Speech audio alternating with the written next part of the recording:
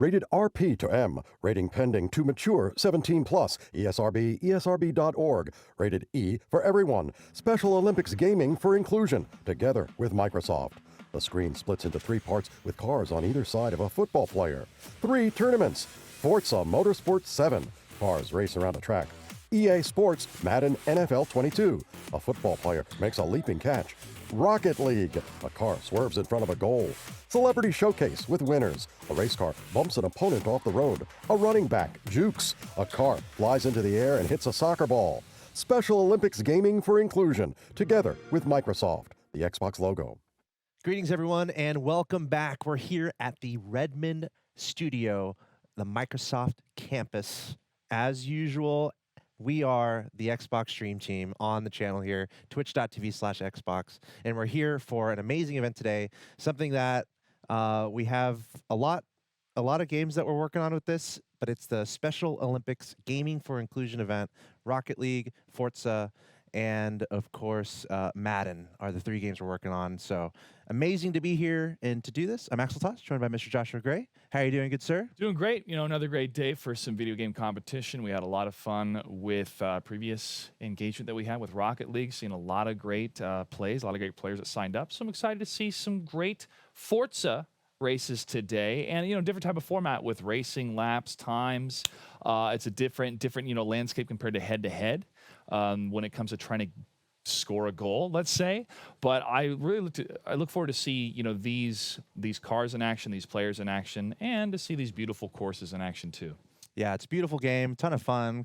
Car simulation game, right? You're seeing a lot of these cars as they are in real life, and the opportunity to drive it in different places is super thrilling, so definitely check it out. But yes, that's going to be what we're doing today, this event highlighting the Special Olympics mission to empower everyone through gaming, and it's all about Forza. Love a good racing game. And to help us through the action, we have a very special guest who will be joining us, good friend of ours, Ali Tack, a legend in the Forza scene, one of the best commentators in the business without a single doubt. This guy's been around the world helping Forza grow, and it's been amazing to see. So Ali, thank you so much for hanging out with us, and we're looking forward to your commentary. How are you doing, my friend? What a lovely intro, Alex. Thank you so much. And it's such a pleasure to be back here with the Special Olympics event. Last year we had a run on Forza as well. It's just been so great watching this event grow and grow. And to be able to join you guys here today for some racing. I'm very well as well, to answer your question. I'm good. Forza has a very vibrant competitive community, a very vibrant player base, very multiplayer minded, of course, with Forza 7. For that matter, the Forza Horizon series, a little bit more laid back, but no shortage of opportunities to get in a car and have a lot of fun. So we're going to be having a competition here today, though.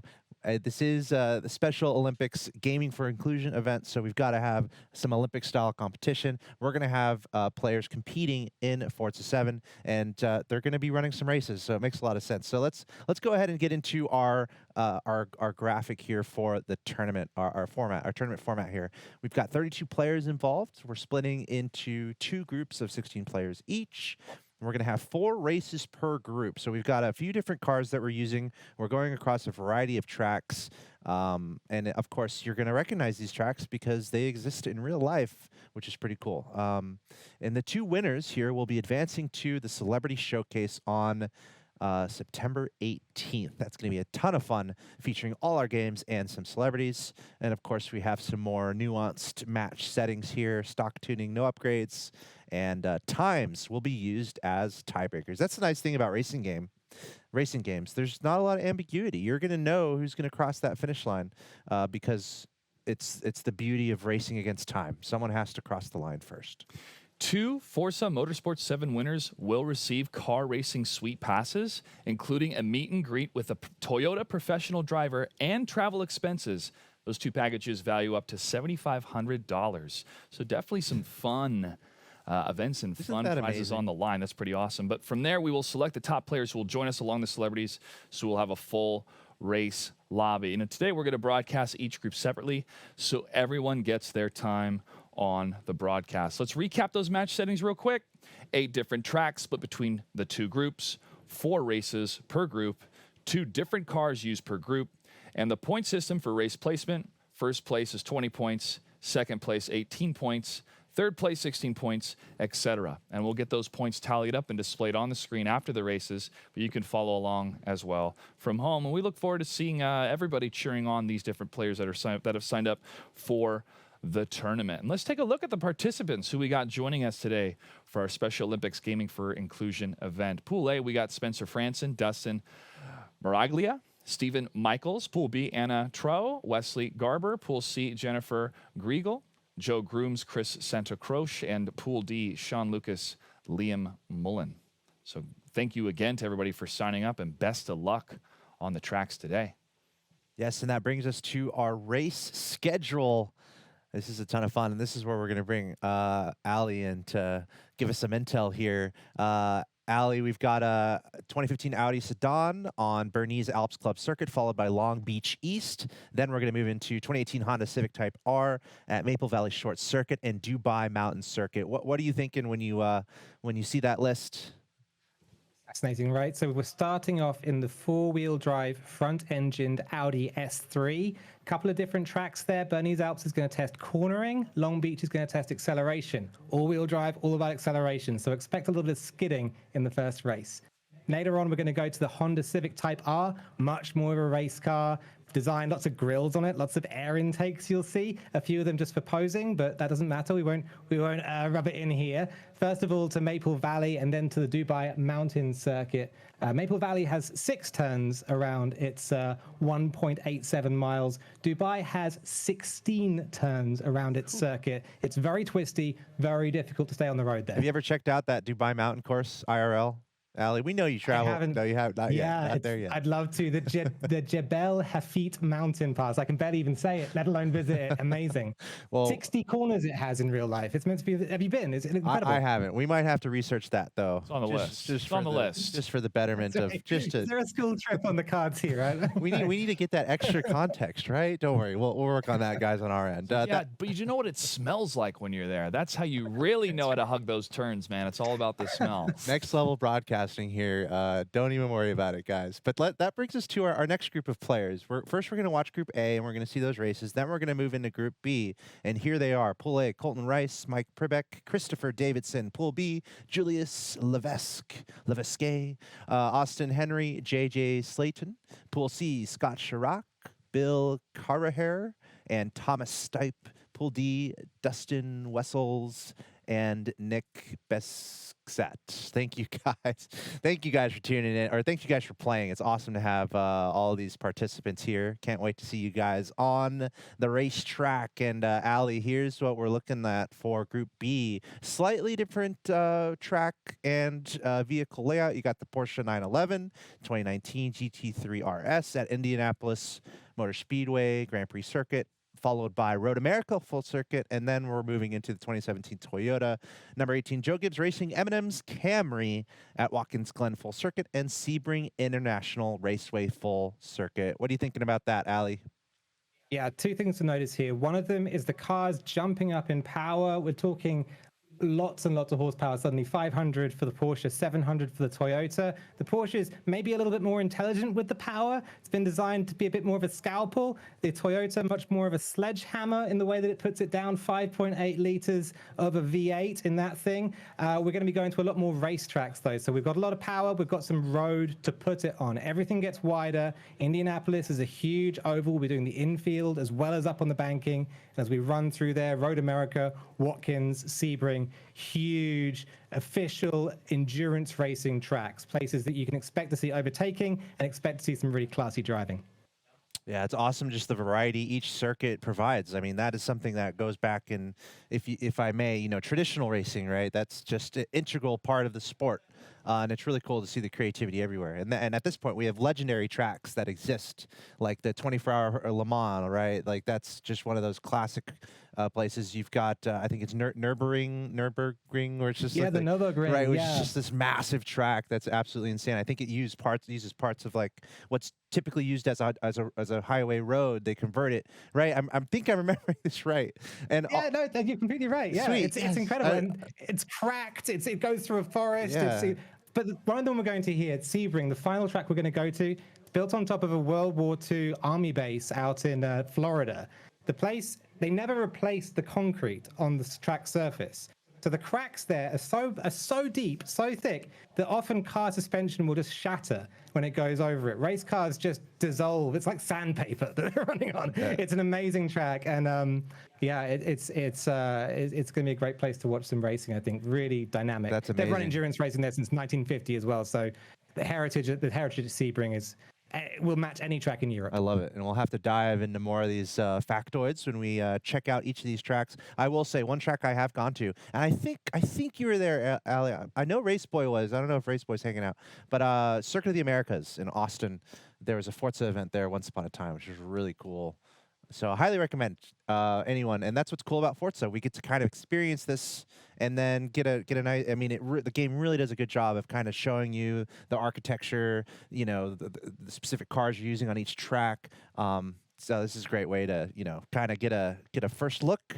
But I encourage everyone, travel when you can and check out these spots, because each track really just delivers very unique characteristics.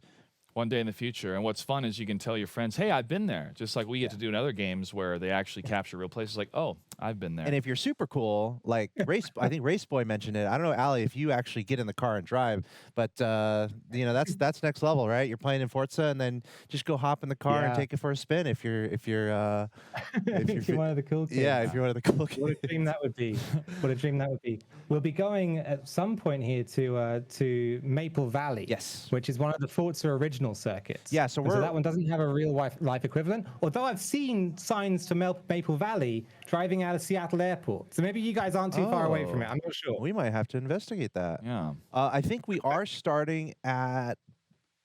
Oh, is that where we're starting? Oh, okay, we are going to be starting at the Bernese Alps, though. So why don't we start talking about the race that we're about to get into here? So we are going to get into Group A, and it's going to be 4 races, and it's flight scoring, basically. You know, it's not like a death match in a first-person shooter where you're trying to find out who gets the most kills or something. This is racing against time. Everybody is going to have a time. Everyone is going to cross the line, and then what you do is you know, they're in order, and you appropriate points to whatever position they're getting. So this is going to be pretty fun, where we're going to have 4 races back to back to back to back, and then we're going to have an idea of who's going to be, you know, near the top after 2 races. You know, here's near the bottom, who can make a comeback. But Ali, this is a relatively common format in racing games, and I would say it does provide a nice amount of ability to, you know, make a comeback happen. Like, what would be really awkward is if we just did 1 race, and then we're like, okay, you won, congrats, you win. But typically in racing games, you want to have more races to kind of stretch out the abilities and really try to do a proper judgment of who's going to be the best driver. Especially 6 laps for this first track. But go ahead, Ali. Yeah, I mean, what I was going to say is that there's kind of 2 different skills that you'll see at play here. On the one hand, there's how fast are you on a hot lap, just going around on your own? And then the other skill is how good are you at overtaking other cars on track? And that's why having a lot of different races is really useful, because you might be the fastest hot lapper in the world, but when you get behind another car, you just can't find your way through. On the other hand, maybe on another race, you get another try at it, you get another try at a different skill, you can get a more balanced feeling for where the drivers rank up against each other. So that's why I love seeing multiple races happening at once. And we love to see the adaptation that happens amongst these players. Again, this is a competition. So if that first lap doesn't really go your way, I'm looking forward to see what type of decisions are being made by some of those players that are a little bit a couple cars back, and how they are able to overtake the ones that are in the front. You know, that's the name of the game when it comes to racing, but just seeing those adaptations, those decisions being made in real time, one of the most exciting things to see in any type of video game competition. And here we go. The race begins. And Ali, another question here as we're about to get into this. Let's pretend someone's watching who's completely new to Forza. What would be a couple bullet points of advice if someone's kind of looking at getting into this game, getting into this genre? Any tips for any newer players who are looking to endeavor on a Forza adventure? For sure. I think Forza is the perfect game for that kind of a player. Just get out there, load the game up, and you'll have this whole suite of assists that can help you fill in the gaps of things you might not be able to do yet. For example, manual gears. I think we've all played racing games where you end up trying to turn manual gears on. You're not entirely sure which one goes up and down and when you should be using which one. You can switch that to automatic to start yourself off. If you're new to the game, you can also get some assists around braking. Get your braking points in and dialed in. You can get assists around managing the power as it goes to the tires. Essentially, what you want to do is start the game up, allow it to sort of push you through the tutorial, and by the time you get to the far end of that, you'll have yourself set up in a way that you can just really drive and enjoy driving without thinking all the time about which buttons on a controller you're hitting. You're rather thinking about where you are on the road and having some fun and enjoying yourself in a sports car. A car speeds by snowy mountains. I love it. Forza delivers that as close as you can get to real life, really. That's kind of their objective, right? How can we make something where people feel completely immersed, where they go from, driving their own car to experiencing what that's like in a video game?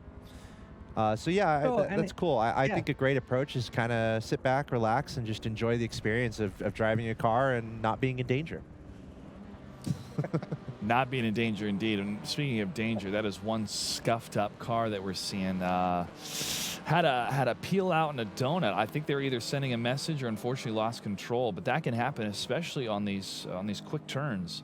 So the handling, the Forza does such a great job in trying to really replicate what it means to handle these different cars, because cars handle differently and these tracks handle differently as well. Ali's seen Boogity here in the front here going into lap 2. He seems Boogity has such a lead compared to everybody else here. Do you think going into lap 3, somebody could probably try to overtake him, or is that lead just too far? Ooh, we'll have to wait and see with that one. I think it's hard to tell. The race has already been very tumultuous on the first lap. We've seen Animate here slide off the road. Dustin Miraglia. He did say before the event that he sometimes drives backwards in Forza. That's one of the things he enjoys doing. So at very least, he's keeping the thing pointing the correct way around the track, which it's like a small win that we've got happening there. I think when we look at Boogity, though, in the lead there, it can all change. Your fates in racing can change at the flip of the drop of a hat. And we are the Bernese Alps here in Switzerland. What kind of intel do you have here on this track here, Ali? Whether I guess IRL infamous points, or its use on the Forza competitive circuit. What do you got? It's beautiful, not a real world track, this one. This is a reimagining of the Bernese Alps in Switzerland. It is, though, 10 years old this year. I didn't realize that. Just coming into this event, getting the tracks together, I did notice it's been 10 years since this one debuted in Forza 4, and so the Bernese Alps have been around for a little while now. This is a 2.52-mile layout, the shortest layout of the Bernese Alps, and it's one which really tests... All layouts of the Bernese Alps are going to test the cars around fast, flowing corners. That's what you can see happening right now. But this one especially, once we cut into the infield here, this left-hander we're coming right up to at the moment, it starts testing the cars over the curbs. You get a lot more bumps, you get a lot more areas where the suspension's working, and the drivers are challenged in a different way there, not just on smooth tarmac, but on areas where the travel of the springs underneath the car is really getting exciting, and you have to fight the steering and you have some really spontaneous inputs to keep the thing going in a straight line. I will say this looks like one of the more simple tracks, if I may, right? If you're looking at the map, I mean, there's not too many crazy turns going on. We'll compare it to some other tracks we have upcoming. So to any newer players, is this one to kind of maybe hop on and just to test out your driving? And then also, can you kind of shed some light on the mechanics of taking the turns, taking the straightaways, and what our leaders are really looking at accomplishing to improve their time? Great. Yeah, I mean, so it is. You're right. I think it's one of those tracks that you should be able to jump onto quite early on, have a little go at. And the reason for that is it's so wide. In general, it's quite smooth as well. And so you can have quite consistent turn-ins. I think when you're talking about what to do around corners, how to go faster on Forza, there's 1,001 different things to keep in mind. I think when you're starting off, though, and especially for players who come from Forza Horizon, which is more sort of arcadey, and then move over to the Motorsport franchise, where things have a little bit more simulation involved in them, the thing that I often say to people to think about is how all the different tires on a car have a pogo stick on top of them. They are all connected to the car by a spring. And so when you think about how a car moves when it comes into a corner, how the weight distributes over the body of the car as it rolls into a corner, you can think about the outside pogo sticks compressing, the inside pogo sticks lifting up, and then bouncing back on the corner exit. The whole thing becomes, it's a little bit like racing on a very old mattress, if you like, especially with a road car like this. Soft springs, a long track like this, you're going to be bouncing around the place as the car tries to swallow up all those G-forces into its chassis and doesn't quite manage to do it in a very smooth way. We've been following Animate Arc this entire race, finally overtaking the 4th player here in 3rd. Boogity still on the lead, number 1, with a really good time. 1:42 in that last lap. Yes. This is Chris Santa Cruz racing out here. He got an invite back in 2019 to go on a dream ride with some vintage cars and a red carpet treatment. So no stranger to a bit of petrol, bit of a smell of petrol, and a bit of car culture is Chris. Nice to see him out there leading this race. And although imaginary, I mean, it's kind of amazing. Like, we're literally cutting through the Alps in Switzerland, which is it's pretty fun that they were able to kind of imagine this and make this track up there in the mountains. But I imagine it's pretty cold, so I hope everyone's bundled up there in the stands. I feel like the climate would be really cold. Let me ask you about that real quick, Ali. There are climate effects in this game, whether it's rain, things that affect your car. There's nothing at altitude that's messing with you here. Is there anything to do with like really cold weather? Maybe in your pit stop you need to do something a little differently. Anything going on here, Ali? See, Alex, this is my kind of question, because we're about to get real nerdy. This is going from 0 to 100. Let's go. I love it. So, yes, high altitudes will thin out the air, which does a few different things for you. It's going to reduce drag, so the car will go faster, but at the same time, there's less air molecules going over the nice aerodynamic moments in your car and pushing it onto the ground. So you're going to get less downforce. That said, there's also less oxygen in the air to go into your air intakes, into your engine, and explode alongside the fuel. So you get a reduction in horsepower alongside that. All these different elements of how an environment and a changing environment affect a car are modeled in the game. And so you'll find yourself out on this track running a slightly different feeling car than you would feel if you were down, say, at sea level in a warmer climate. It's all stuff that race car mechanics have to think about as well when they're thinking about how to tune cars and how to do their best there. There's a world of complexity there that I love diving into. Yeah. Now, Ali, does some of the burden of that knowledge and that performance also have to be on the driver themselves? Because I feel the mechanics can only do so much, especially when it comes to, as you said, the downforce. If you don't have the downforce necessary, that's going to adjust how you approach turns. So as a player, what type of adjustments do you need to have before you even press the gas pedal? That's an interesting one. Yeah, it depends what kind of driver you are. Some people out there, they approach Forza, they load up the game, and they're all about feel and instinct. And, they just run it, and they can be as fast as anything, and they just know what to do, or they just adjust and adapt, and it's all in muscle memory. And other people, like me, who don't have that kind of killer instinct, have to be more analytical about it. So yeah, for me, it would be about, adjusting how much throttle you give when you're kicking off the car. And then when you start to practice the lap, you kind of have to run at 70%, 65%, a little slower, a little like you're seeing Boogity do here at the start of the race, just to make sure that you're not going to spin and crash, and have that ability to build up your speed instead of just kind of sliding off the track, going at 100 a little bit too early, and psyching yourself out. So yeah, there's a bunch of different things that as a driver you can do as well. It takes different personalities though, and I think that's the fun thing about motorsports as well, is how different people approach racing and driving. You see it in Formula One, you see these clashes of character, and you see it in all sorts of different leagues of motorsport, and Forza included. I remember when I was driving right after the rains hit, and I was hitting 35 on an exit ramp, and I lost control at 35 miles an hour just because of the slick roads. So that is how much of a change elements can bring to the table. So always be cautious. Even if you're in a video game, you still got to practice caution and self-awareness. And by the way, we are seeing our player who is in the first position completing the 6 laps. In first place, the checkered flag is flying. Pretty nice there from Boogity. Looks like the time 10:25. Total nice. 8. Isn't it great? You don't have to worry about ties. It's going all the way to the thousandth, right? The thousandth digit there, way off to the right. There's no ties here, baby. We're gonna know. Boogity finding success, and he's going to win in the first race here, as we're going to see the next players across the line. And I can actually change the view here, which I'm going to do. West Dog 2002 just crossed. Go over to number 2 here. Okay, he just crossed. So let me go back to number 3 now. Let's cycle back down to all our racers here. I thought And there we see Animate Arc trying to make his way through and complete this final lap.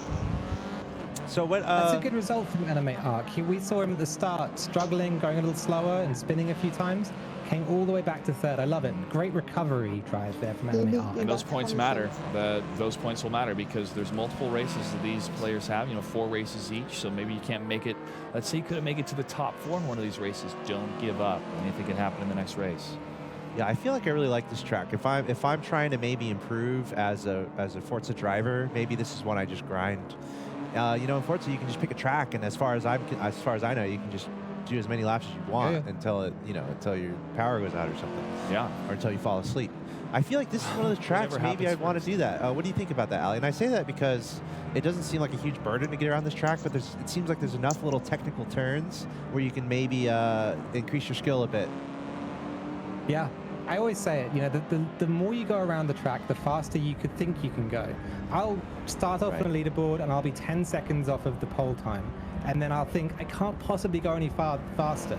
You run for, just make yourself run for 10 more minutes. And by the end of those 10 minutes, you suddenly think, oh, hold on, I've found another second there. I've found another second and a half. You just have to keep yourself in the game, keep yourself grinding, and you'll find those lap times coming down, tumbling down actually, and you'll get faster and faster. That's a great technique. And I think obviously that's fulfilling. Like, one of the metrics that we look for as competitive gamers is a tangible way to see that we've improved.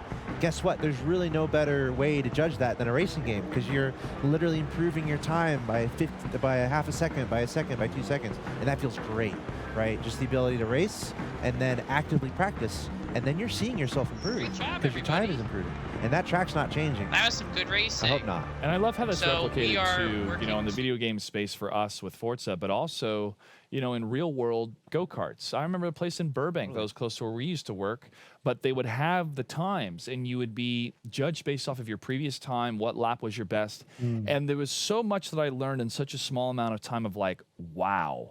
This guy was able to beat my time by 30 seconds. What did they do differently? Because it felt like I was going pretty fast. Not only is it escalation, but it's knowing when to de-escalate your vehicle. It's really knowing that motion and knowing the weight of your vehicle and how to utilize that weight in the turns so you have this kind of perfect flow, this perfect drift, getting around these corners. But that's in a small go-kart where the weight is a lot different compared to a larger car. So, watching the approach on some of these turns, and Ali, I'll direct this to you first. How long does it take for you to feel 100% confident knowing that you're maximizing your acceleration, you're maximizing your top speed on the straightaways, but you're knowing when to slow down before these turns happen? Yeah, I mean, first of all, everything you just said about go-karts, Ayrton Senna said go-karting was the purest form of racing. And that is, every principle you just talked about there is absolutely reflected in car racing as well. As it goes up, the equipment gets more expensive, but the principles stay the same. How do you know you're maximizing is such a challenging question, and there are groups of people who spend their entire working lives trying to work out how to look at race car telemetry and say, okay, you're at 100%. I think the stopwatch never lies is the way that I would look at it. It's a bit of a cliche in motorsport to say the stopwatch never lies, but I think it's worth thinking about. Whatever makes you faster is the thing that you should do more. Even if it feels bad, if you have to be in 3rd gear, the car feels like it's bogging coming out of that corner, but I'm faster doing it. You just have to learn, be analytical about the way you approach it. Past that, taking risks, learning how to push is as well. It's practice, experience. The fastest people practice the most. Well, they have the shadow mechanic in racing games. I believe they have that in Forza, right, where it shows your ghost. Right on these, right? So you race, and then it shows a ghost, and you're racing against yourself. It's a lot of fun. I mean, where's the anxiety there? There shouldn't be any. You're racing against yourself. You're trying, when you join a competitive game, you're worried about beating everyone and worried about losing. That's what's so nice about just jumping in time trial, racing against your ghost. Don't be spooked. Yeah. And then you just try to get a faster time. So I think that could be a great. I think that's one of my favorite ways to improve, and that's why I really like a racing game. I mean, anxiety, say maybe, maybe not as much, maybe different, because if you're racing against yourself, you only have yourself to blame. And that could be, difficult. But honestly, that's the best way to learn, because if you're able to get your best time as an individual or a team, then it's ready to compete against the rest of the world. And especially in racing games too. Like when the pros practice these tracks, they have strategy around every turn. So if you're starting and you're going around turn 1 and you have your little ghost that's also doing the same thing that you're trying to beat, you can take turn 1 a little faster, right? And that's your objective. Let's try to take turn 1 a little faster. Well, then there's turn 2. Then you want to take turn 2 a little faster. So that's kind of a methodical way to compete against your ghost. You can start over as much as you want, right, Allie? And you can just try to optimize your turns methodically. I'm sure is that one of the processes that we see from competitive play? Yeah, and when you're out in real world racing, you don't have any of these tools, right? You don't have a ghost. You don't have the ability to rewind. You can't do it twice. If you crash, you have to go back to the pits and pay all that money and get your car replaced. If you want to learn how to do motorsport, there is no better way to do it than in a sim or on a game like Forza, running around a track. You'll learn all the principles that you need, and if your ambition is to take it to the real world track later on, then you can go in that direction after a certain amount of time and some experience. It's yes, it's methodical. It's about putting the hours in initially, but then there's a stage that it gets to, and this is where I stand at the foot of this mountain and can only look up it, where you just can't go past. Other people seem to get faster and faster and go fast and get more and more skilled, and it just stops being possible for some people. So maybe you're one of the special ones out there. Maybe you're able to get out there on track and keep accelerating, keep moving into those alien territories. But for the rest of us mortals, we just have to sit back and watch and wish. That's why we have to get Race Boy. I don't know. Maybe we have to do something to that guy. We have to blackmail him or something, because he's got all the secrets. Yeah. He's the wise man at the top of that mountain that we need to talk to get that knowledge. Okay. Looking at a leaderboard here, based on the first race, Chris Santacroce. Great job, dude. Boogity, yep. He was Boogity there at the top, followed by Wesley Garber, Dustin Miraglia, Stephen Michaels, Liam Mullen. And we're going to go into the next race very soon here. We're rocking the same car, 2015 Audi S3 sedan, but we are going from elevated to sea level, I might suggest, because we're going to Long Beach East. Ooh, Long Beach. There are a few Long Beaches in the world. Which Long Beach is this one referring to? Well, LA. LA. That was my number one. Los Angeles, Long Beach. There we go. Long Beach East. So we're going from elevated in the mountains to sea level. Sea level. Is that right? That's right. Is that right, Allie? Yep. It's hot and sticky there as well. Yes. It's a really warm track. It's also a road track. I've walked around it before. Cool. It's just public streets most of the time. So it's really interesting. One of the most interesting things about this track is how the edges of that public street have paving on them. And so you'll find yourself bumping up and down on those little curb edges.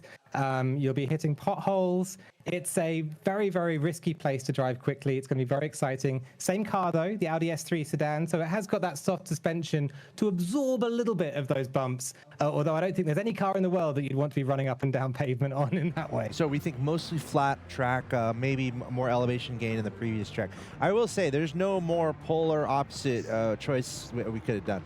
We went from the deep snowy mountains way up in the sky, and now we're going to Long Beach.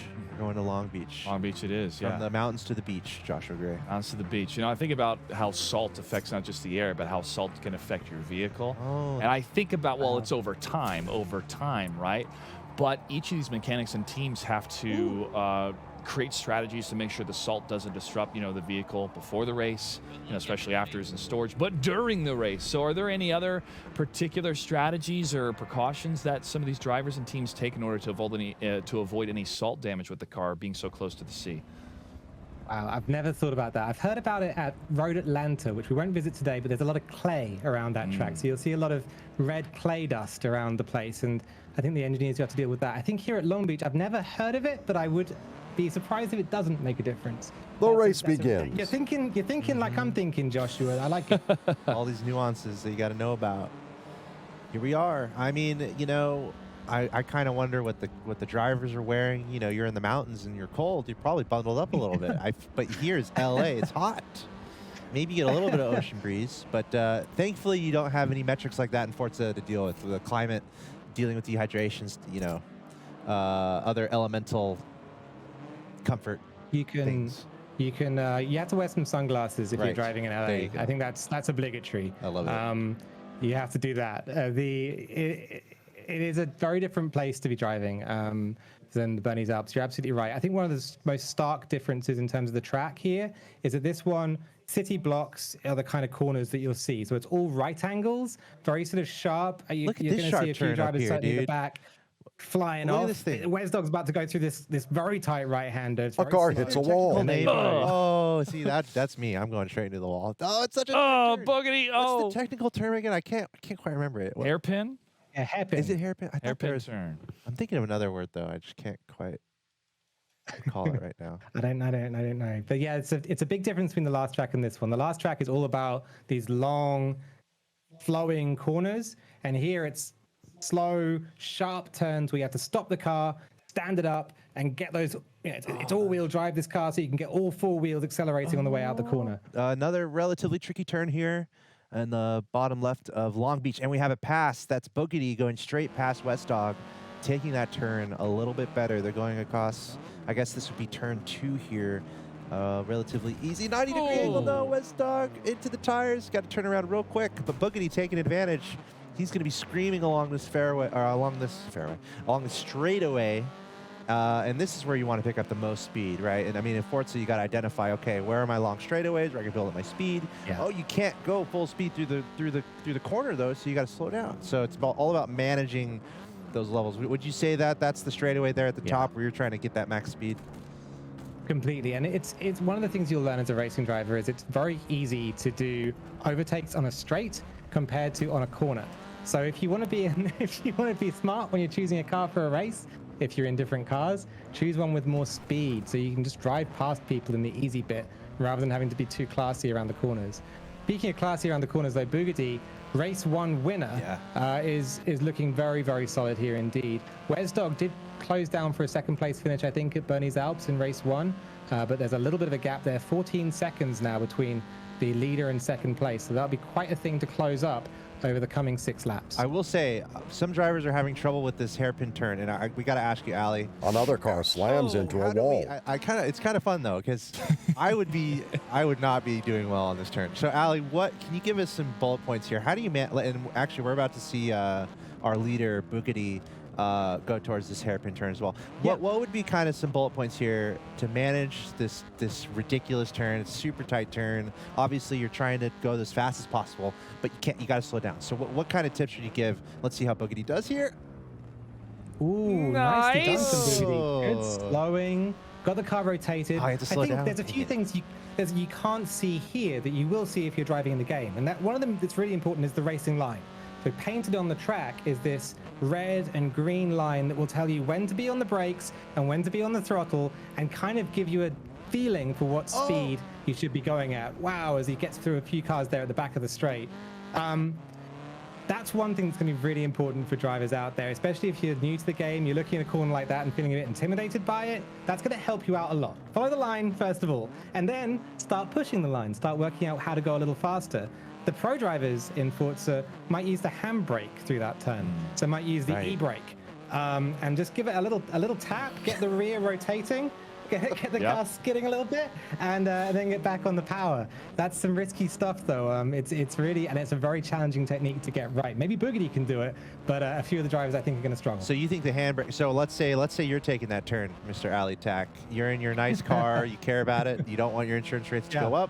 You want to keep a clean driving experience, and I might be in the car, so you want to make sure that I stay safe and healthy. So how are you approaching that turn? Are you pulling the handbrake and going around it like crazy? And we're about to see, we're going to look at West Dog here on my screen at least. So how are you taking that crazy hairpin turn?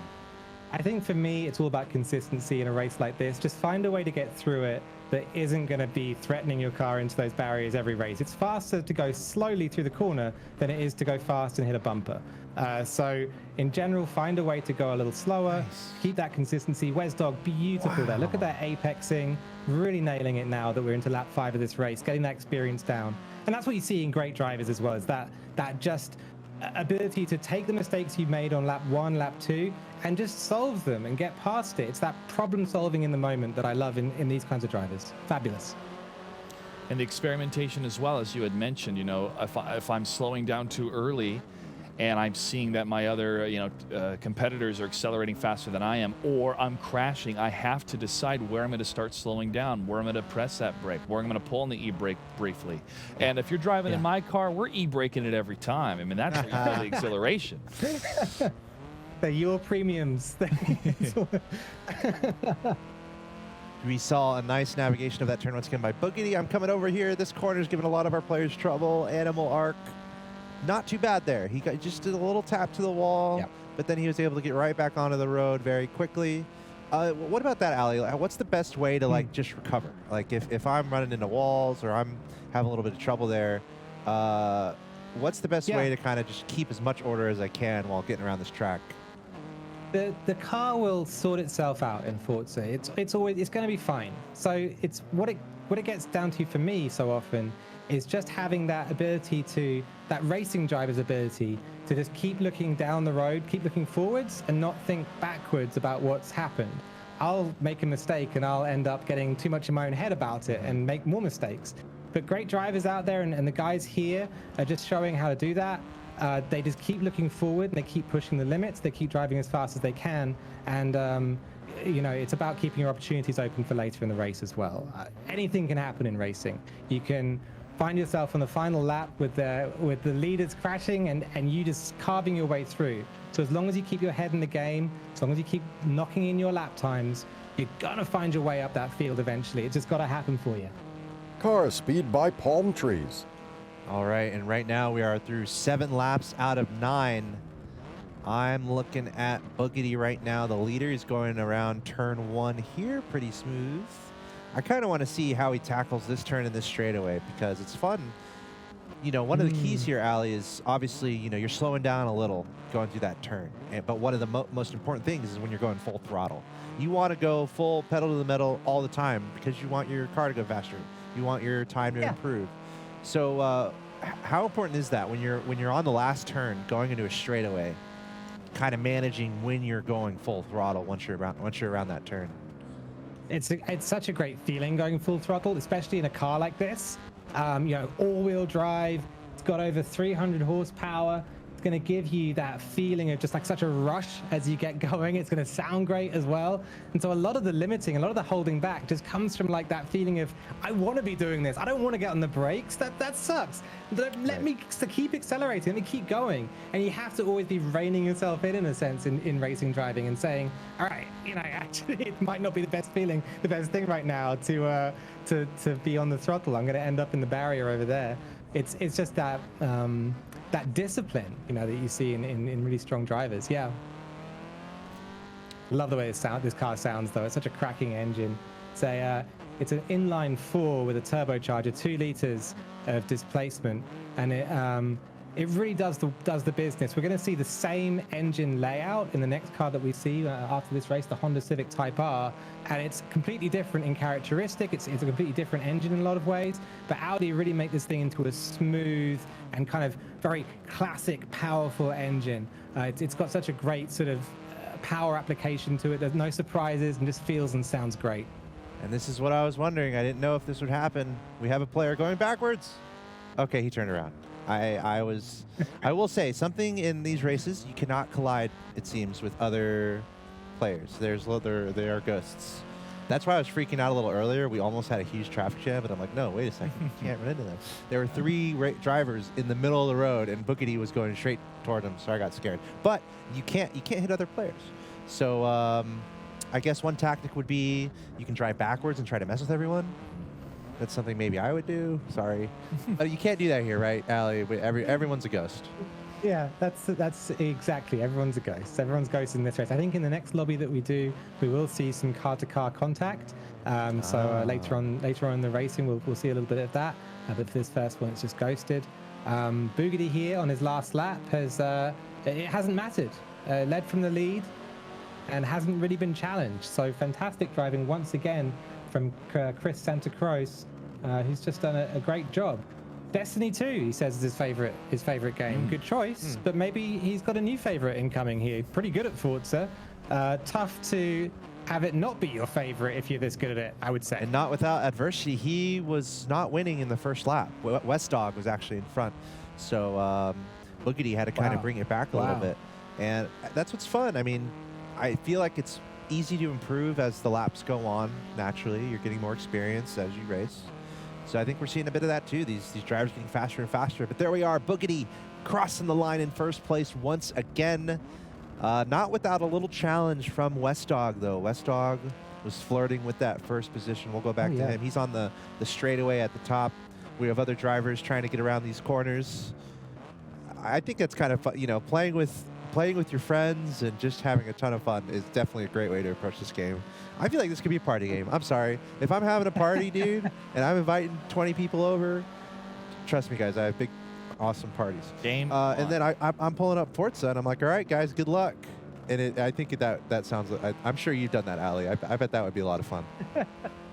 Yeah, that's awesome. I mean, I love that, you know, 2/3 of this lobby of these drivers has said their favorite game is Forza, and so many of them come back to that connection that you get through video games. They talk about racing with their friends, racing with their family, and training for these events. And that's the stuff that they love in this game. And, you know, I'm like I've been talking about it. I'm a big Forza community guy. I've got a whole bunch of friends who play this game, and it's yeah, that's my experience of it too. It's just such a great social way to chill out, race some cars, chat about cars as well, and enjoy yourself. We're watching third place here make his way through. Just go backwards, man. I'd almost reverse it through the finish line, baby. So I have the Austin Powers question. If your car gets stuck, right, and you're forced to like kind of go forward, back, forward, back. Have you? Great reference, by the way. Have you? First question is, have you ever experienced that? Second question is, what's kind of the best way to deal with a situation like that in Forza? So actually, funny enough, I was racing I was doing a content recording a while ago with Lando Norris, the McLaren Formula 1 driver, and he got stuck in Forza between two walls in exactly that way. Oh, no. And I think he showed me how to do it, which was just completely own it. He just stood there and went like, we will start race number 3 in just a few minutes. Went So on and on. get a drink. What can you do? Yeah, the faster you get out of that situation, the less embarrassed you'll be. But hey, it happens. Yeah. And the true does. measure of professional is when things go wrong. Makes and if you- you're stuck between two walls of a car. That's a wrong place to be. I mean, it makes you think of the Evergreen boat that kind of got stuck in the the canal. on the canal. Yeah. Yeah. It comes down to the vehicle you use, maybe. So you don't want to pull the Ford F-350 out on the track here. The massive. You might get stuck. So I'm all jokes aside, I'm sure that's a consideration. I guess smaller cars, how light the car is versus how the horsepower. This is something that is embedded within IRL IRL racing. That's what they deal with. Just consideration. So I guess that's an open question there. How does weight and these different elements of these cars, how does that change the game? And do we see that as a consideration from drivers? Oh, sure. I mean, we just saw a street track, right? Yeah. So this was Long Beach races around the street circuit. And what you'll see as a characteristic of street circuits in general is that you don't have any runoff at the sides of the track. It's just solid concrete walls. And so if you're in a heavy car and it gets caught up on a wall, it's very easy to just get stuck there. You want to have a light car and like a nimble car that maybe can take a couple of knocks if you're going to go around a track like that. At the same time, there are people who race trophy trucks at Long Beach, and they do great in it. Good luck to them. It's just harder. Well, then you have different classes of races, so more power to you if you're racing against other truck drivers. I'm sure there's events like that. Yeah, That's the fun of racing and driving. There's a lot of different ways to pursue the sport. There are. And especially there's a lot of different ways to approach, some of these tracks. But I'd love to ask your opinion, Alex and Ali, about it's 9 laps. The previous track that we were on, this next one is 11 laps. Is there a certain threshold, a certain no going back point, let's say after lap 3, lap 4, that you reserve change in strategy? You maybe go, I'm going to stay, I'm going to stay kind of with this plan and stay in this mode unless I'm in 3rd or 4th place by lap 3, then I have to change something. Do you try to compartmentalize the laps that way, or is it just every single lap you're looking at improvements or coming up with maybe adjustments to your strategy going in? Yeah, long race coming up. 11 laps is the longest race that we'll see in this first group. And yeah, you're right. You have to pace yourself and make sure that at the start of the race, you're at that 70% mark, at that 80% mark, and then you push yourself to go faster and faster as the race goes on. Rather than starting off at, really aggressive, going too hard, you might risk too much sliding off the road if you do that. So better to start a little gentle, push yourself forward and go. But every racer has different strategies and different things work for different people. I have a friend who's much faster than me who will always say in qualifying, I'm going to go out and set a banking lap. I'm going to go out and just drive a slow lap that's going to get me there. And he'll go out and set his personal best every single time he tries to do that. There's some people who just can't go slowly. It's just not in their blood. Yeah, it's tough too. I mean, it's really tough when you feel the power behind the car, especially going with this new car we'll be showcasing, the 2018 Honda Civic. And, when you feel that much power and everything's going right, obviously, it's so thrilling. But you have to know how to manage that power. And that goes, behind any car, any vehicle. How long does it take, do you think, for these players to adjust with the characteristics of, let's say, a Honda Civic compared to the Audi? Does it take a lap or two for them to kind of remember those adjustments? They are definitely going to need to have a moment of adjustment between these two cars. The Honda and the Audi, I was saying before, both 2-liter inline fours, turbocharged. The Audi, though, is very civilized in the way that it has that engine put together. It's smooth, power band. You can put the throttle down and the thing will roll away and give you that kind of executive feeling of driving off into the sunset. The Honda is scrappy and punchy. Its power band is spiky, and you'll put the throttle down and you'll think you have no power at 4,000 revs. You'll get up to 6,000 revs and you'll be going at warp speed suddenly. It's a very, very different way to put an engine together. These two cars you could look at as similar on stats, but in terms of driving characteristics, they are fire and ice. So I think these guys are going to have to do a little bit of adjustment into the next race, and that's part of the skill of it, right? That's part of what we're doing here. It's a different way of testing the drivers. Yep. That kind of provides, obviously, a ton of replayability, too. Depending on which car you want to focus on whatever day. It's almost like lifting different weights in a weight room. You have leg day, you have chest day.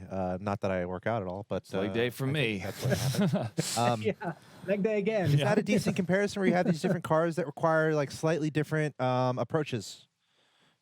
Yeah, for sure. It's a very different way of driving. This one's front wheel drive as well, which is going to be a big difference maker. That means all the power goes to the front wheels only, and the rear wheels are really just there to sort of stop the rear of the car from dragging along the floor with the Honda, because obviously the steering also happens in the front wheels.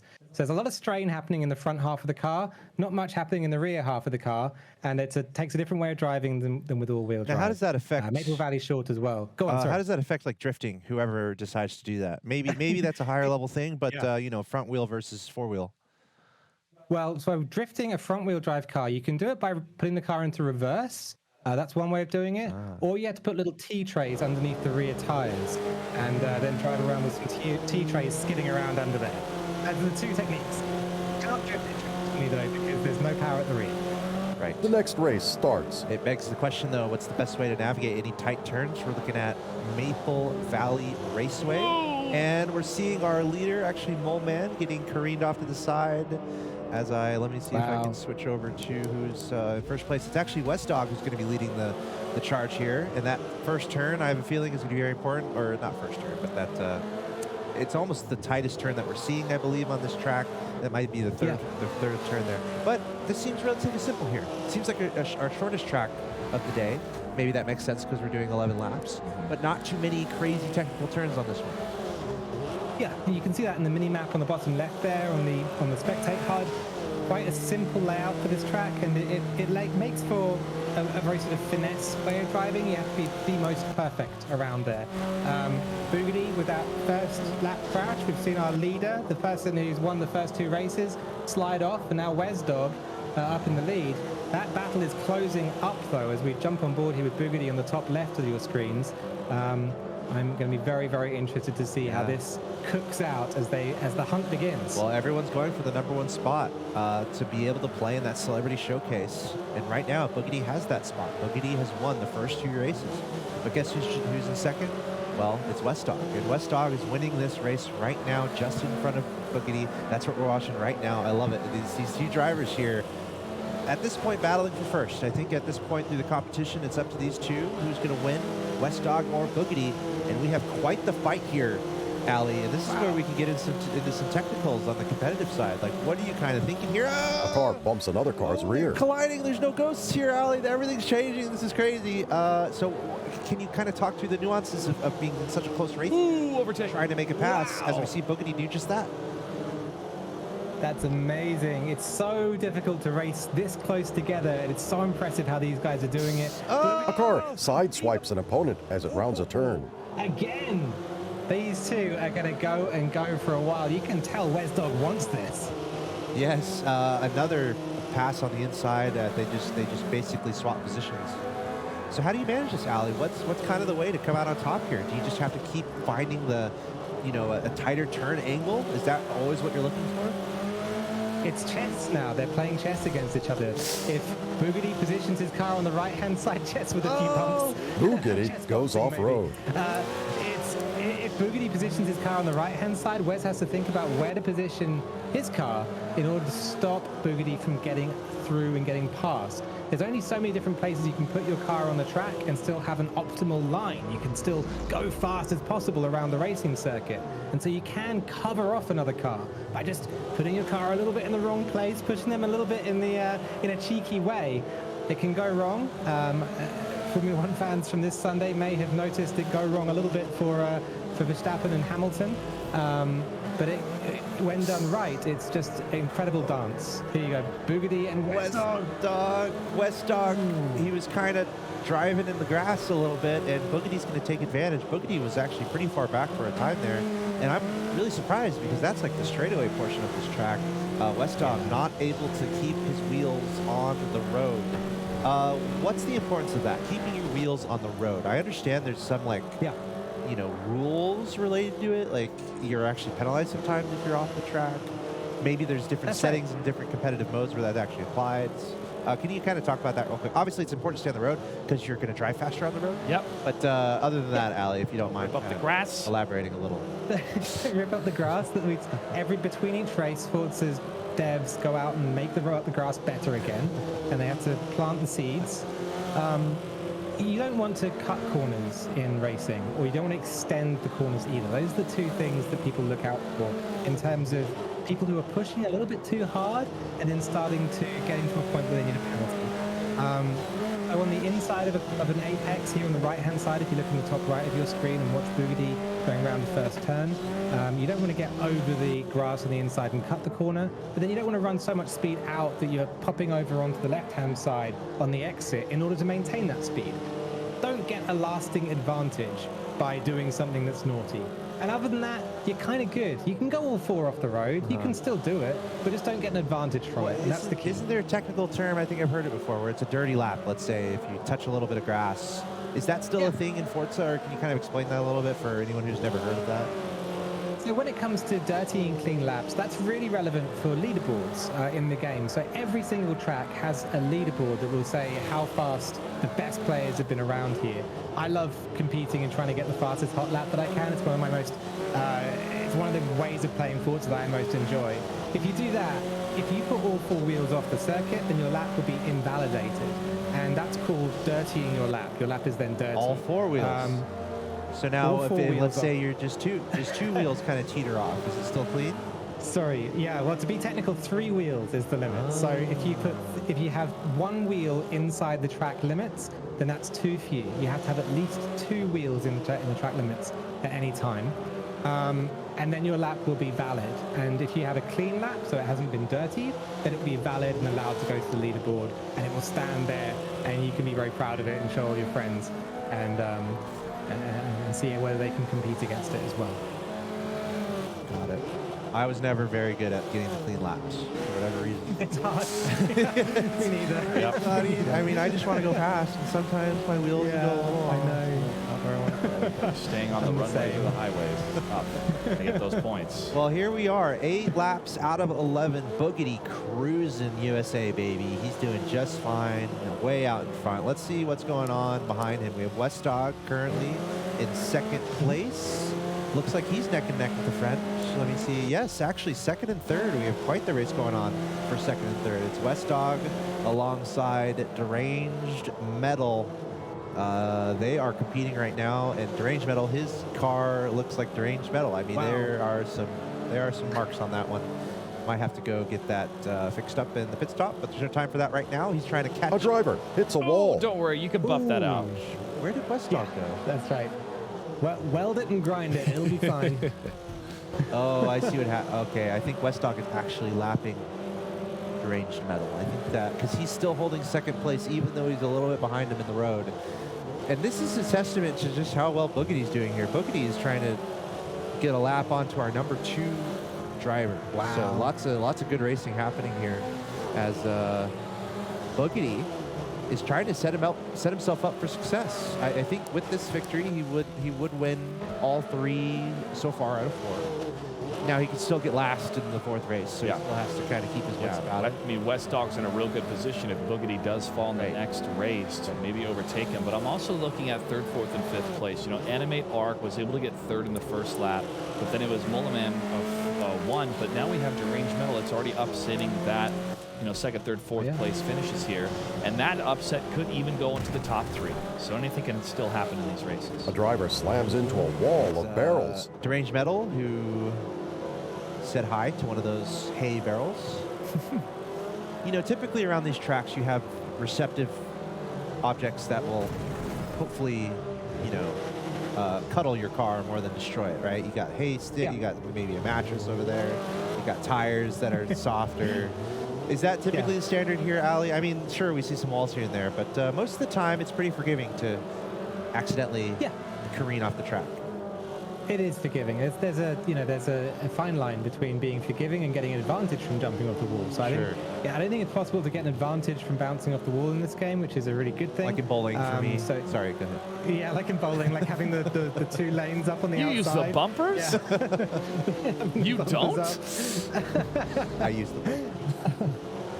But you can't get advantage from it, but at the same time, so it's going to be slower, but it's not too bad, and it'll cuddle you a little bit and help you around the track. I got to say, looking at Boogity here, we talked such a big game earlier about how different these 2 cars were, what a lot of learning he's going to have to do on track, taking it in his stride. So classy out there on track, Boogity. What a great driver. Yeah, it's his final lap here. 11 out of 11, making his way to that finish line. Full throttle, pedal to the metal. Checkered flags, thank you very much. Well done, Boogity, getting his 3rd dub in a row. Now let me go ahead and cycle the camera back to West Dog, who is in 2nd place, and see how he's doing. Was in 1st place for a stretch of time at the beginning of the race here. Right. There's a huge battle between West Dog and Boogity. Looks like West Dog should be able to hold on to 2nd place. He does have 3rd place in front of him, which seems weird, but that's because he's trying to overlap him here, he's able to race just a little bit better and able to get a lap ahead. And I think Boogity might be doing something similar, just trying to extend his practice time at this point. But here we go. West Dog is going to be crossing the line in 2nd place. I believe he has also gotten 2nd each of these times. Still room for him to try to come back if he can have a great race in the next one. Still a window of opportunity here. So yeah, that's going to bring us to an end here for Maple Valley Raceway. I love it. And this track, possibly in Seattle, I think might also be based in I'm about to look it up. somewhere out on the East Coast as well. So, there's a few different possible candidates where this could be. It's like Springfield. One in every it state. is. Yeah, it's the thoughts of Springfield right here. Yeah, we're looking it up right now as our racers are concluding these laps. You know, the next race that we have is going to be 5 laps. So, I mean, cutting it in half, the 11 to 5, yeah, shorter track. But Going to Dubai. Dubai, we're going to Get Dubai. your Tesla ready or whatever. Your Lambo. Get your Lambo ready. Yep, Dubai Mountain Circuit, 5 laps. By the way, Maple Valley Raceway is a fictional racetrack location. Maple Valley Raceway is based in New Hampshire.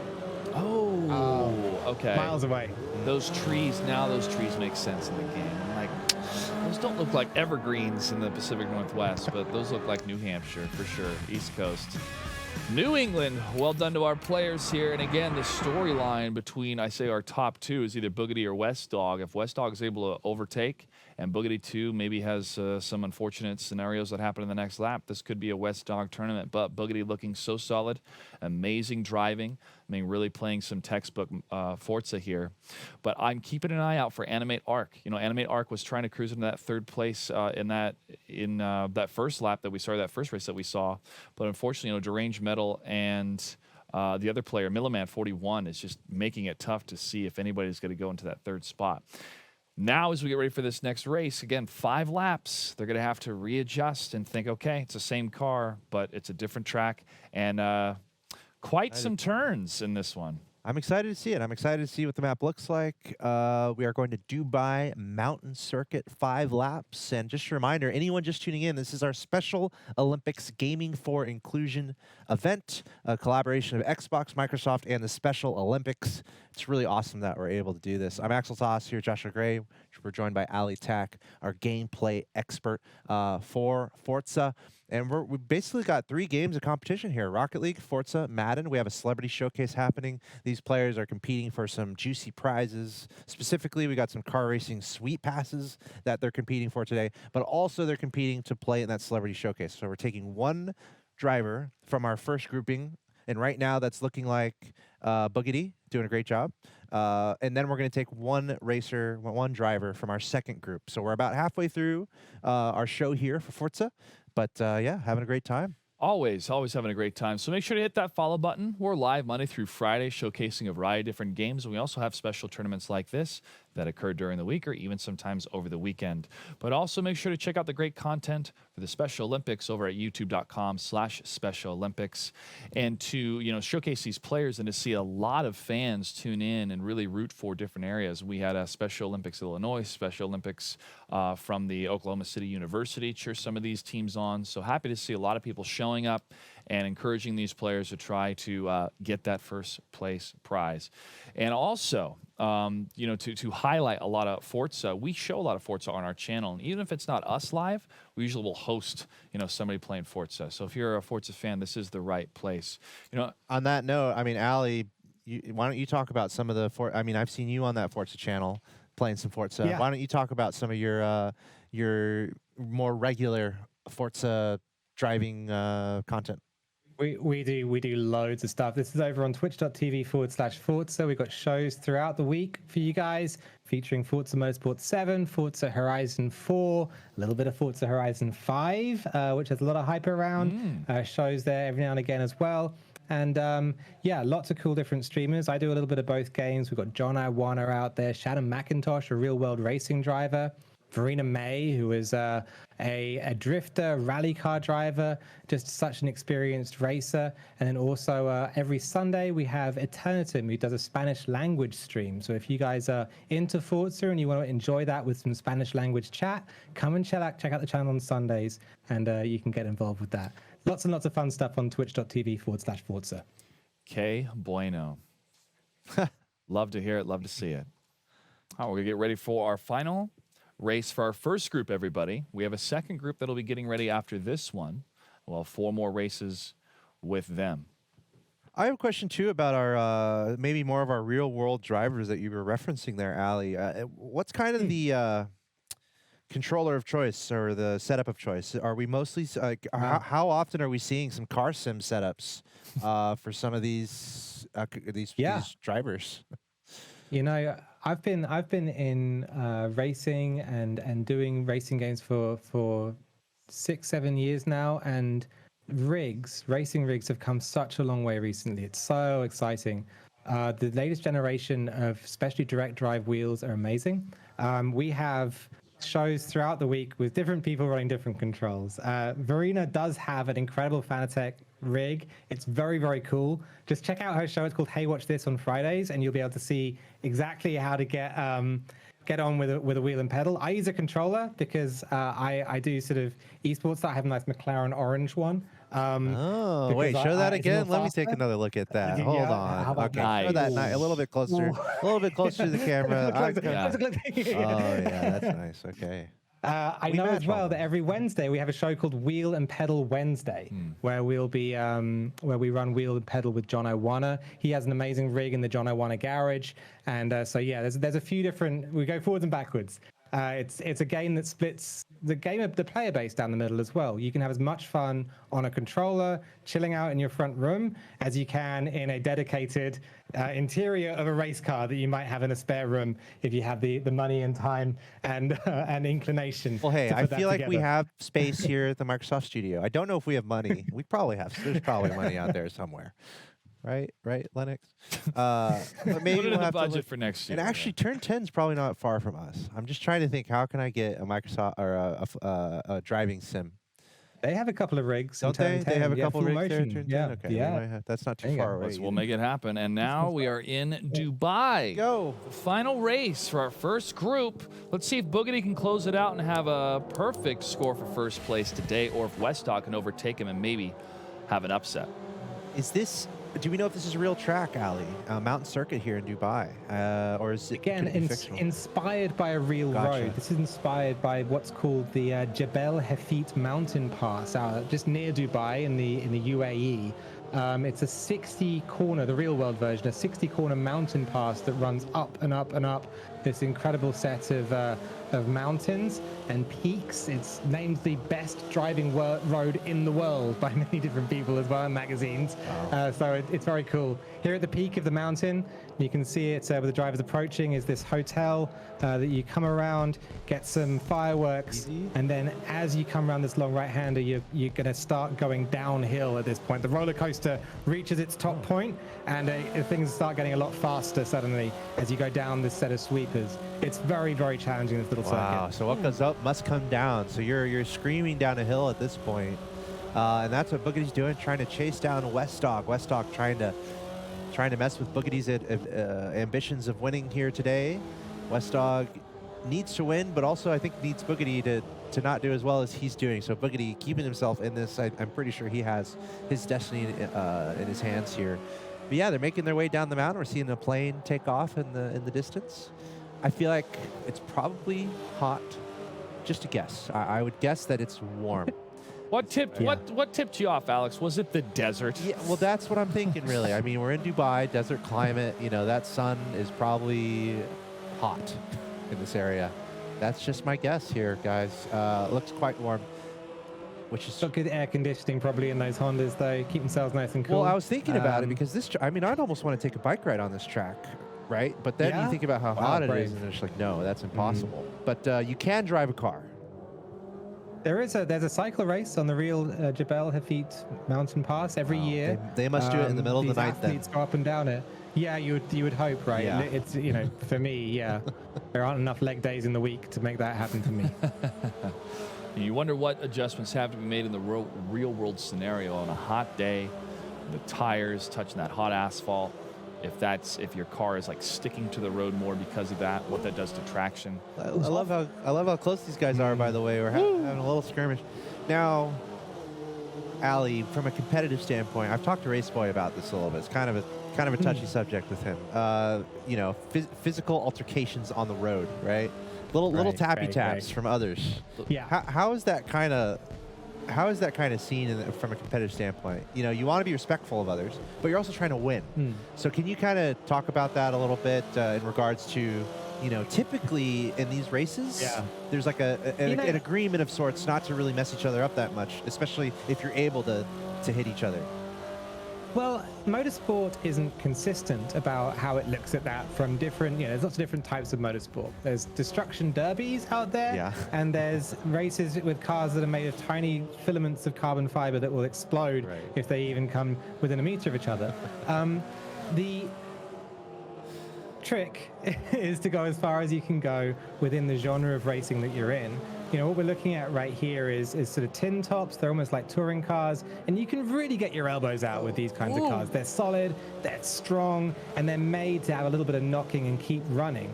As WesDog gets a little wide, they might have the cutback on Bugatti on the corner exit. Look at that. Beautiful line. So these cars can take it a little bit. I'll also say I've watched through many different competitions of this type, and the aggression tends to go up from race to race to race to race. So round 1, everyone's a gentleman in round 1. But by round 4, where we are right now, you start to see the elbows come out. You start to see people leaning on each other a little more because everyone wants to win, and that's natural, and that's part of racing. And there are competitive considerations, though, right? There are rulings, there are penalties, and I guess if you're looking into competitive Forza from here in the future, that is something that the drivers have to deal with. But I love this race that's unfolding here between Bugatti and Wes. I mean, look at this. They're working on climbing this mountain here. It's kind of fun how we can notice that. You know, obviously you're going a little slower going uphill, but maybe in theory there are more ways to pass versus going downhill. You're going a lot faster. Maybe it's a little bit harder to pass. So maybe that's kind of fun to see the battle here between Bugatti and WesDog, as they're probably ignoring the confetti. They're focusing on this race. I love this battle that we've seen between them, and you're quite right. You know, if things go too far in racing, you'll get a penalty. Forza has a Forza race regulations system called FRR, which will look at your driving and compute all through the magic of AI, work out who was at fault and whether things were across the line, and give a penalty out, which will be added as time at the end of your race if you do go too far. For events like this as well, we might have manual adjudication, so we might have an adjudication team sitting at the back and looking at things and saying, all right, maybe we need to add some time here, take some time away here, and make everything fair. So within the competitive context at that top level, yeah, we have loads of different systems in place to make sure that things don't go too far. I love it. So it's part of the game, but it's a you know, there's a line there where you don't want to overdo it when it comes to altercations with other drivers on the track. Still be reckless. Right, and right now we're seeing lap 3 out of 5 coming to an end, and it's still a close race here between our top 2 competitors, Bugatti and WesDog, both entering their 4th lap. Currently Bugatti in the lead, and now they're about to go back up the mountain here. Let's see if WesDog can close this gap. But Bugatti trying to leave no doubts about it. He has been victorious in each of our first 3 races thus far. It's a little bit like cycle racing, isn't it? Where you have, you know, one person taking a turn to go in front, another person taking a turn to go in front, and both of them challenging each other, being like, okay, I can follow you. Can you follow me? You kind of do a switch around. You let somebody else go and see how the rhythm works out of the race.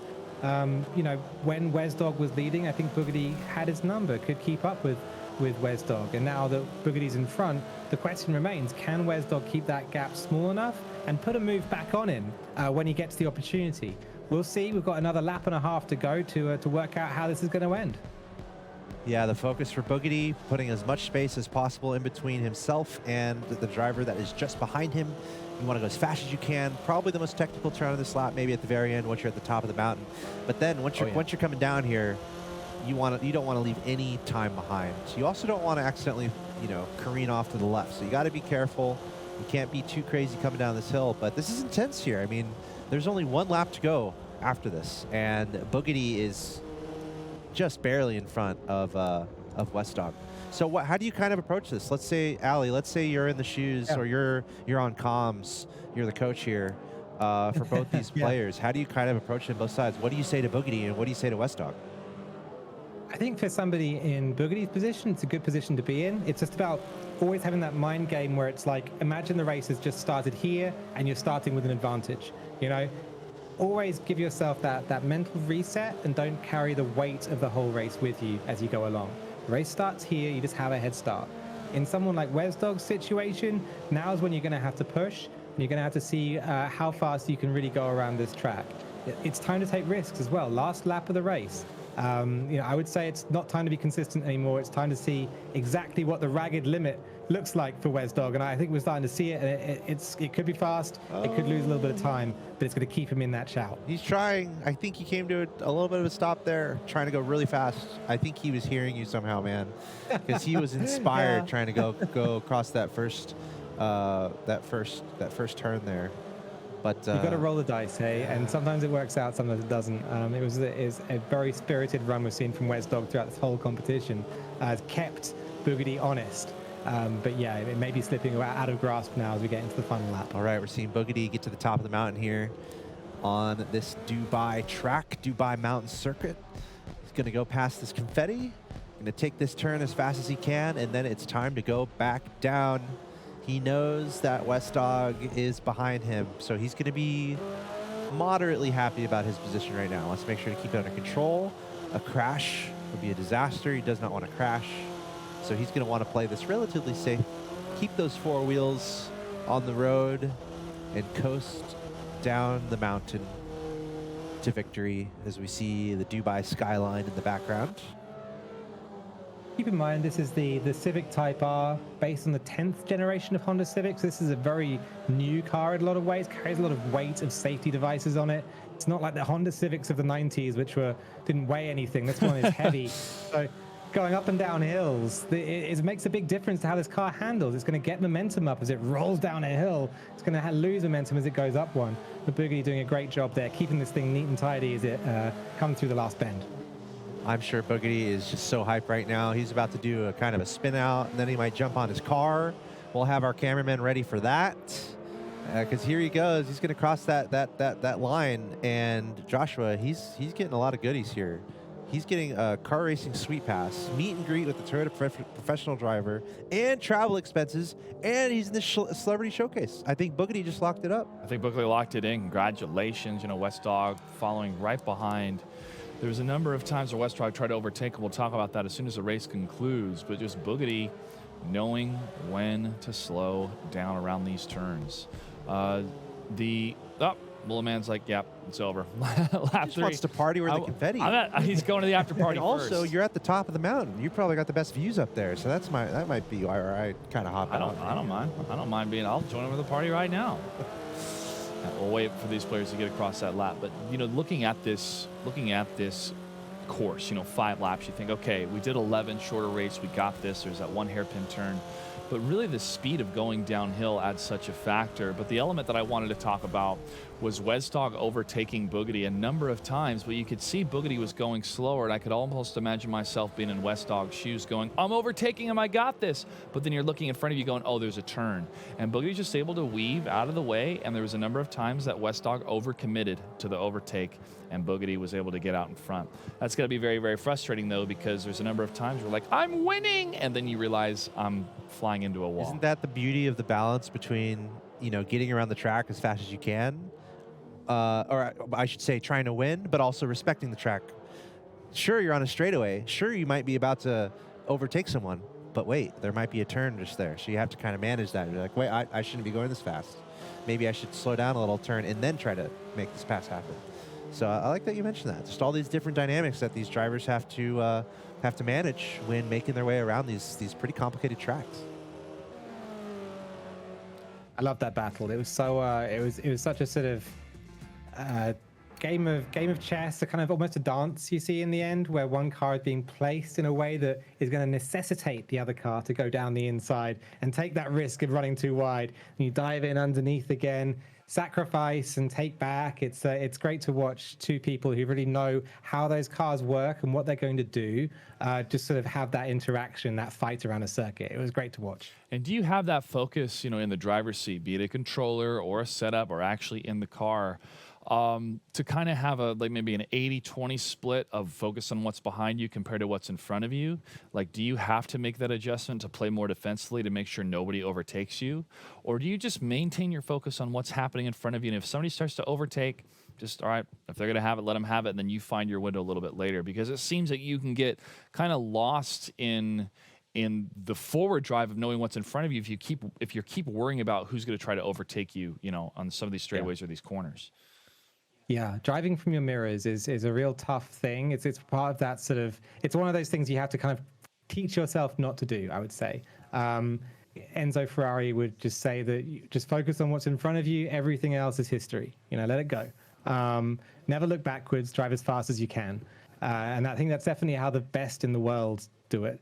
But for me, I can't. My brain doesn't work that way. I look back, I get worried. I'm looking around everywhere, and I think that's natural too. You got to fight it, and you got to learn not to. Yeah, definitely got to fight. But one principle that I kind of think about too is skating in a skating rink. And I know they're like, what are you talking about? If you're worried about people passing behind you, you're going to crash. You're going to crash into people. You're not going to focus. You have to focus on just going straight and what's in front of you. So it's that type of principle, I think, with momentum and racing that can help people remove the thought obstacles of, like, if you're thinking about everything on the track, you're not thinking about how to really get the best time or how to really, find the acceleration that you need when you get out of this turn. And in essence, you're really fighting against yourself. Or trying to better yourself. So it's really fascinating too, of like some of the principles we have of going into traffic and being like, I got to focus what's in front of you, but I still got to check my mirrors if I'm merging and stuff, So it's Right, it's fun to see. Not a whole lot of merging happening. It's more of overtaking in Forza. Yeah, and I almost think too, you always have that foundation of, yourself practicing whatever track you're on. If you're trying to be a pro, you have so many hours racing these tracks. You're very familiar with it. I almost see it like DDR, where you have your arrows and you're trying to get the perfect combo with your arrows, right? Yes. That's what you're trying to do in a racing game. You're trying to hit your perfect combos around all these turns to get the best time possible, which I think is really cool. Well, and that's what these players. One of the interesting things about racing games as an esport is I think they're one of the only games where like a fast monitor, so a monitor with really fast frames, won't make that much of a difference, because they're all about rhythm. Like you say, you learn the rhythm with your own equipment and you just repeat and you kind of zen into it and keep going around. And so having super fast frames on your monitor, having one with low latency, things like that, it's not going to make that much of a difference if you're at that level. So it's one of the few places in esports where you can really succeed with some pretty straightforward equipment. All right, the math has been done. We did it, and we have our final standings for Group A. Congratulations to Chris Santacroce. I hope we're going to get clarification on how to say your name. Apologies if I said it incorrectly. But Chris is going to be our winner of Group A. 80 points, close behind the Wesley Garber. Huge shout out to him.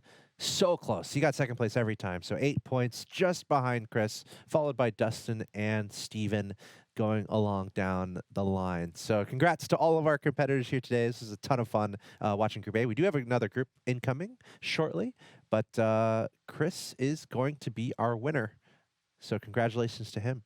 Yeah, we'll try to get an interview with our winner set up here in just a sec. But again, the decision-making from Chris, from Boogity, there on the tracks, every single track, first place every single time, but 8-point difference between him and Wes. So I'd love to pick Chris's brain here when we get him in the interview to ask, what was it like to see Wes overtake you in a couple of these laps, and if you started to get nervous? Because those nerves, I don't think, really played a factor later on when Boogity was just really looking good and making a lot of those tight turns and solid decision-making. I mean, kind of looking back at the VOD when we posted here, people want to go back and clip it, you can just see how close it was between the two. And as you said, Ali, it's like a dance because, you're trying to go your maximum speed while you're not crashing into each other, and it's so close. I mean, that's why people have, made a sport out of watching it. So I believe we have Chris standing by. Congratulations to our winner for our first group. Chris, how you doing? You got me? We got you. We can hear you. Okay. Okay. I had to set up the main computer for that. Oh, all good. Well, you're on the main computer. Yeah. So can you tell us a little bit more about yourself and where you're playing from? We're from New York. Wait.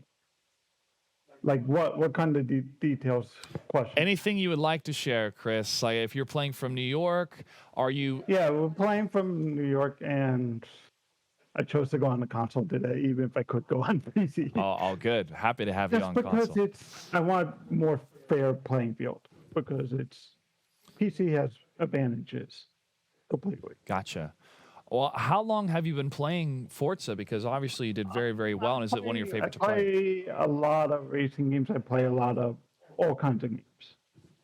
So I play almost every little kind of genre that you can get into.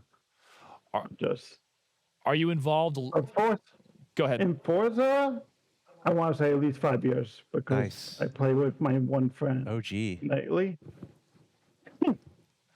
And He's one of my friends. do you have a group of friends? And can you tell us more about any activities or groups that you're involved in around there, be it either physically or online? Or like with Special Olympics in general. Sure.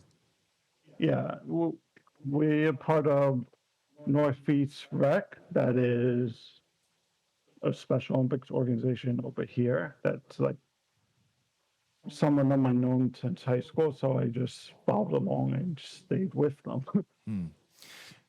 He's so good at Forza. I was going to ask him, do you have any tips for people that play? Because I think I could use some tips from you in order to get better at Forza and racing games. Yeah, it's just get used to it. It's knowing where the breaking points. I was playing all week. I figured out where all the Smart. breaking points was once they put out what tracks we were doing. I figured out where all the breaking points and everything was. I want to ask you also, you won every race here. So how do you feel? And did you expect that to just No, come out? no, I did not. So how does it feel? How does practicing it the feel game. to get the job done today? Good, because I've been practicing it, but I wasn't expecting, or I thought it would be closer. Were you Whatever it is, feeling I'll take it. were you feeling a little nervous about Wes? We noticed that you Yeah. had some close moments there in a Yeah, couple. yeah. of I didn't want to knock him, so sometimes I would just let off. So it's makes them feel better because they noticed sometimes he would just come and swipe Well, I over to the left. I will say that sounds like incredible sportsmanship to me. So Yeah. so kudos to you Yeah. for doing that, and congrats Yeah. once again on winning. Is there anyone you want to thank or any shout outs you want to give? My brother John and my one friend from where I used to work, Nicole. I forget her last name. I totally That's forget her okay. last We name. can just go with Nicole. Yeah. Shout out to Yeah, yeah. Nicole. Yeah. All right, Yeah. awesome. Well, now that you're headed to the Celebrity Showcase, do you think you will continue your winning ways? I'll give it my all. Right on. That's what we love to hear. Yeah, that's the best you Yeah. can do. And you gave it your all today. Congratulations on winning. I mean, seriously, looking really, really good. Allie, while we have Chris here for one final question, was there anything you'd like to say, Allie, as our gameplay expert, in regards to Chris's performance today? I loved it. I thought it's such a great performance seeing you out there driving. I think those tips that you gave were really good. I wanted to ask about driving next to other drivers and having those close battles. Is that something that you practiced ahead of this as well, or is that something that you were? I done it me with my too. one friend. I done it Yeah. with my one friend. A friend. He helps out with like a lot of us. He has helped me out with a lot, Jeremy. Very cool. Well, it was Yeah. really impressive. Well done. Yeah. Congratulations. Yeah, It's good to have those friends that can help you get better and better, get better yeah. at those games. Because he's good with racing stuff. Yeah. That's why I know to always reach out to certain people for everything. Gotcha. Well, Chris, again, congratulations on winning, and we will see you this Saturday. Yep. Okay. Sweet. See you, Chris. Congrats. Yep. Chris is done. We do have two groups racing today. Chris got the early shift, came in, played some Forza for a couple hours, got his rewards, got his prize, and he's done. So just a awesome day for him, I'm sure. But we have more Forza racing coming your way, so stay tuned. We have our next grouping of drivers, and of course, all competing for the prizes that we're giving away. You're watching our coverage of the Special Olympics event here for inclusion in gaming. Once again, a collaboration of Special Olympics, Microsoft, and Xbox. We're going to take a short break here, and we're going to be back with more races, so stay tuned. White circles emanate from a child's shoes as they jump across a field. When I play, I can do amazing things. I can run, I can jump, and I'm still learning to do more. Special Olympics Young Athletes helps young children around the world discover their abilities and develop their strengths through the power of sport and play. A boy catches a ball. Young Athletes introduces basic sports skills like kicking and throwing through fun activities to children with and without intellectual disabilities, ages 2 to 7. Children of all ability levels participate, and they all benefit. They develop important motor skills, grow stronger, build confidence at every milestone, and learn to interact and communicate with others. Children hand basketballs to each other. Families share in the fun and learn to support their child's development. And everyone learns acceptance and friendship. With activities in more than 125 countries, Young Athletes reaches children around the world, giving families, communities, and schools the tools to create inclusive environments and help children of all abilities unlock their potential and envision brighter hopes for the future. A group of boys pose and hold medals. I love to play. It makes me happy to play with friends, and it helps me be the best I can be. So come on, let's play together. Special Olympics Young Athletes. Hi, I'm Christopher Bell, the number 20 Toyota NASCAR driver for the Joe Gibbs Racing Team. I want to give a shout out to all of the athletes and unified partners participating in the 2021 Special Olympics Gaming for Inclusion event, and a thank you to everyone who is tuning in and to cheer them on. Your participation in this virtual opportunity proves the power of sport and the power of inclusion remains strong and can be shared together even if we aren't physically together. And what an exciting way to connect through a mutual love and appreciation for esports. Tune in to watch the Xbox Twitch channel on September 18th. Special Olympics Gaming for Inclusion. Nashoba, Massachusetts. A boy walks on a track. Unified track makes me feel special because some people see me and they're like, oh my God, that kid is so fast. He looks like a great runner. When I tried unified sports, I actually managed to make friends, and that feeling is more important to me than regular track. Unified sports makes everybody be able to better their best. Welcome to Inclusion Weekly, a show about how schools and students are working with Special Olympics to push for equal rights and opportunities for students with intellectual disabilities. Today, we're looking at the important role of unified sports. Special Olympics Unified Sports. What are unified sports? Sydney, Nashoba High School student. Unified Sports is a program where sports teams have a combination of people with and without intellectual disabilities, putting them on an equal playing field. It allows students who might typically be excluded to represent their school and be cheered on by their peers. Do you feel included on the unified track team? Of course I feel included because they find me really smart and kind, honest, and I kind of like give them a little boost whenever they're like falling behind. I do feel included, and I've always liked Unified very much.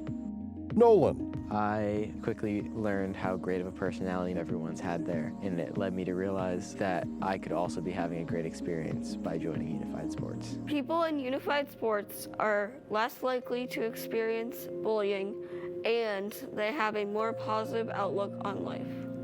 I have been teased a lot since elementary school, and that like hurts my feelings. Unified track really did help me a lot. I can hear people cheering for me, and it helps me not think about all the times I had in the past. To watch the students in both classrooms come together and work together, and it just makes you feel good that we have this opportunity to have these programs here at the high school. Unified Sports has taught me that anyone can do anything, no matter if you have an intellectual disability or not. If you are interested in Unified Sports, contact your local Special Olympics program and talk to your athletic directors and coaches to see if they can help you start a unified program at your school. It just takes one person to get things moving. To learn more about Special Olympics Unified Champion Schools, visit generationunified.org. Special Olympics Unified Champion Schools. Ideas that work. U.S. Office of Special Education Programs. In a hospital room, a nurse in a surgical mask hands a baby to a woman with a man standing at her bedside. The nurse re-enters with another baby and places it in the woman's other arm. Now the two babies crawl down a hallway toward their mother. Now older, in their room, their father marks their heights on a wall with a crayon. Seen from behind, the two boys run down a residential city street. They run over to a door and one of them rings the bell. In their kitchen, one of the boys covers his face with his bowl as he eats cereal. The other boy lowers his bowl and raises his arms in celebration. As teenagers, the two of them race on a track. In a gym, they lift weights. Now on different running tracks, the two of them step to the starting line. The boys both look up at us. One of them is intellectually disabled, the other is not. The boys run. Flashbacks show them as kids having their heights measured by their father. The intellectually disabled brother finishing his cereal first at the kitchen table, and one brother putting his arm around the other in the gym. They finish the race and check their times, 4.36 seconds. The intellectually disabled brother raises his arms, and his brother stands in the crowd and cheers. Born 4.3 seconds apart. It's the only difference between us. The brothers hug. Special Olympics, specialolympics.org. The Xbox logo. Xbox Game Pass, rated RP to M. Xbox Game Pass for PC. A top-down view shows people carrying guns and flashlights. Soldiers on horseback race toward each other. A man in body armor holds up a sword and red lightning strikes it. Just keeps getting better. Play the biggest PC games on day one. Xbox Game Pass for PC. Halo Infinite, coming holiday 2021. 12 Minutes, coming August 19th, 2021.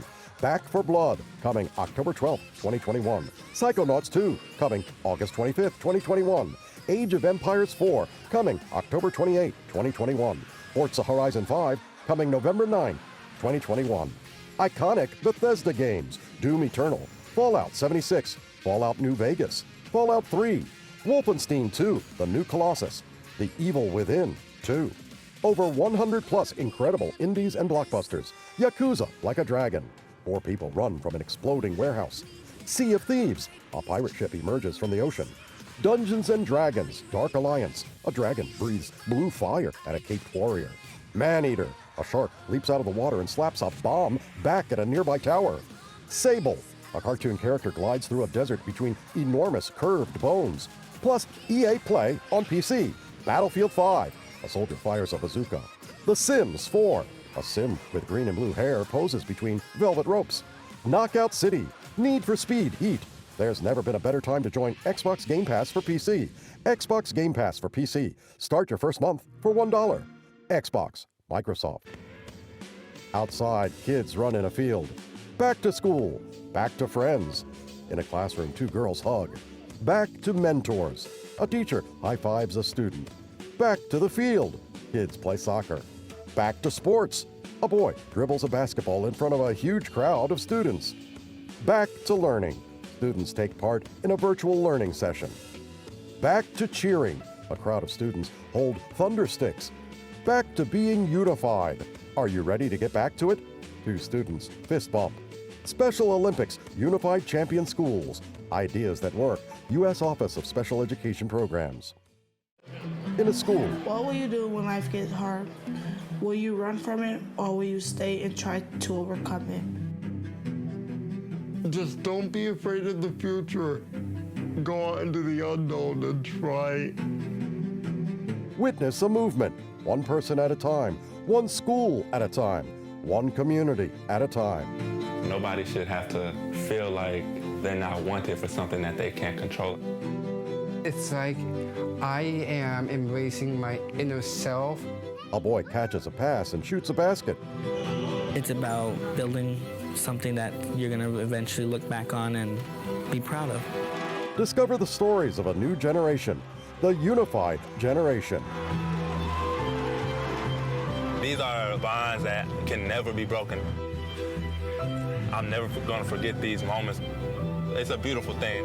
Visit www.generationunified.org. Special Olympics has changed my life so dramatically. I truly realize that what I'm doing is for a great cause. It's helped me a lot to be fearless, in the real world. My friends I've made through Special Olympics are the best people I've ever met in my life. I've made a difference. Now it's your turn to make a difference. We are champions together. Making a difference every day. A ball floating above a girl's open palms becomes the Special Olympics logo. Special Olympics. Discover more. SpecialOlympics.org. The Xbox logo, rated everyone to mature. Xbox Game Pass. A football player takes the field. Xbox Game Pass for PC. Now includes EA Play at no additional cost. A girl with silver hair fires a rocket. Play the best of the Electronic Arts on PC. Star Wars Jedi Fallen Order. Madden NFL 21, Star Wars Battlefront 2, Battlefield 5, The Sims 4, Titanfall 2, Star Wars Squadrons, Command & Conquer Remastered Collection. EA Play. Try select EA games early. Enjoy incredible in-game rewards. Apex Legends, Rocket Arena. Get more from the games you love. Dead Space 2. A futuristic helmet covers a man's face and glows blue. Dragon Age Inquisition. A horse on a cliffside rears. Join Xbox Game Pass for PC. Xbox Game Pass, EA Play. Xbox, Microsoft. Athletes competing together with passion and perseverance remind us that anything is possible. From our team to yours. Do your best.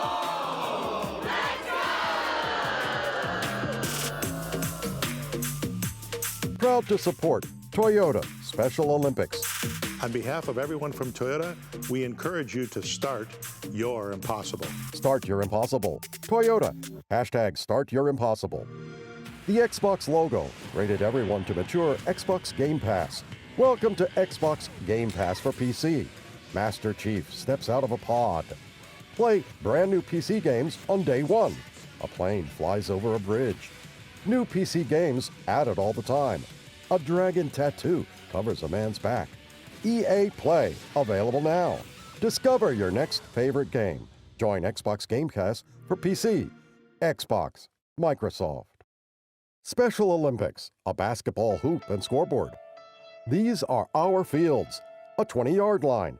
A basketball player high-fives spectators, and a soccer player high-fives coaches. These are our athletes. On a court, a kids' basketball team stands in a line. More players run onto the court. And our sports. A flag football player reaches down to pick up a football. A girl takes a corner kick. We're changing the world. Two basketball players reach for a jump ball. A football player throws a pass. A basketball goes through a hoop. A defender and receiver both jump up to catch a football. This is your recruitment letter. Players put their hands in the center of a teammate circle. A soccer player kicks a ball past the defender. A receiver catches a football. Do you have the heart, courage, strength? A soccer player throws a ball back in play. To help take down intolerance. Players high five. A flag football player spins around with a smiling boy sitting on his shoulders. Special Olympics. Play unified. Game on. PlayUnified.org. The Xbox logo. Xbox Game Pass. Rated E to M. Xbox Game Pass Ultimate includes Gold plus EA Play plus perks, plus over 100 games. This is what's waiting when you join Xbox Game Pass Ultimate. Xbox Live Gold. Gamers on a gold couch play Xbox, which includes online multiplayer. Spartans on a floating space station fire at each other. Get more games with EA Play. Star Wars Jedi Fallen Order. Titanfall 2. EA Play. Play the best of Electronic Arts. The Sims 4.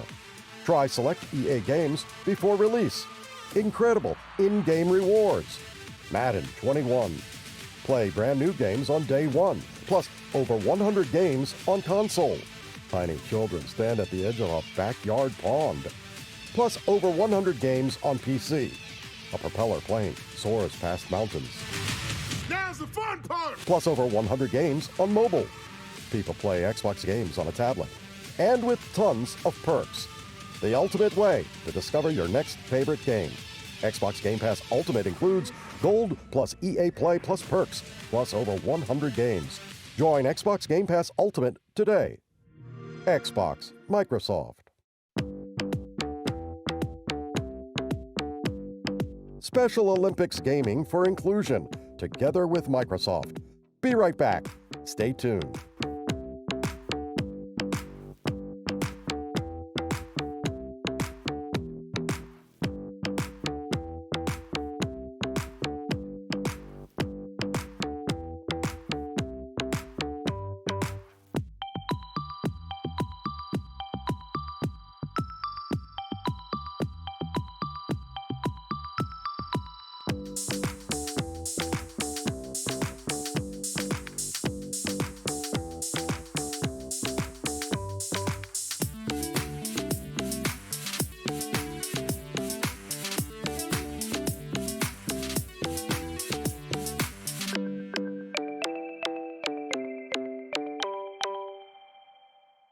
Rated E for everyone. Special Olympics gaming for inclusion, together with Microsoft.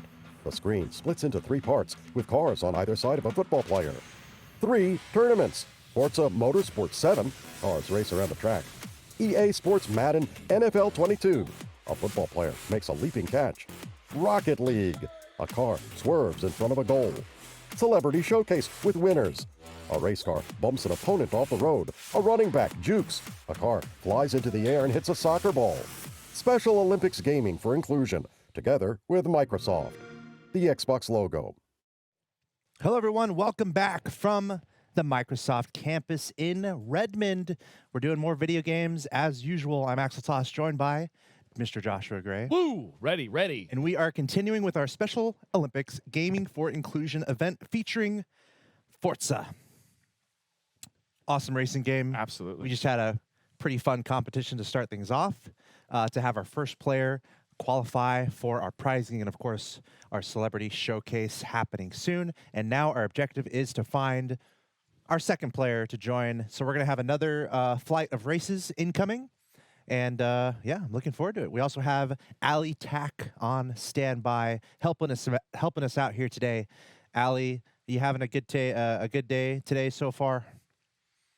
This has been great so far. We've seen some great racing. Group number 1, group number 2. The cars only get faster, the tracks get harder. So I'm all ready for it. I want to see what happens.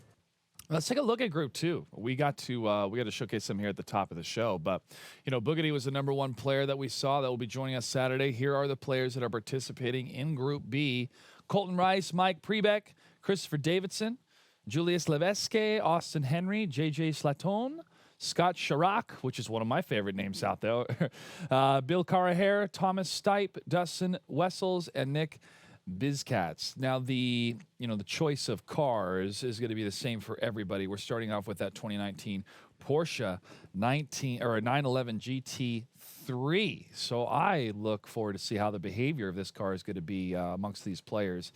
Indianapolis Motor Speedway Grand Prix Circuit will be the first track that we're showcasing.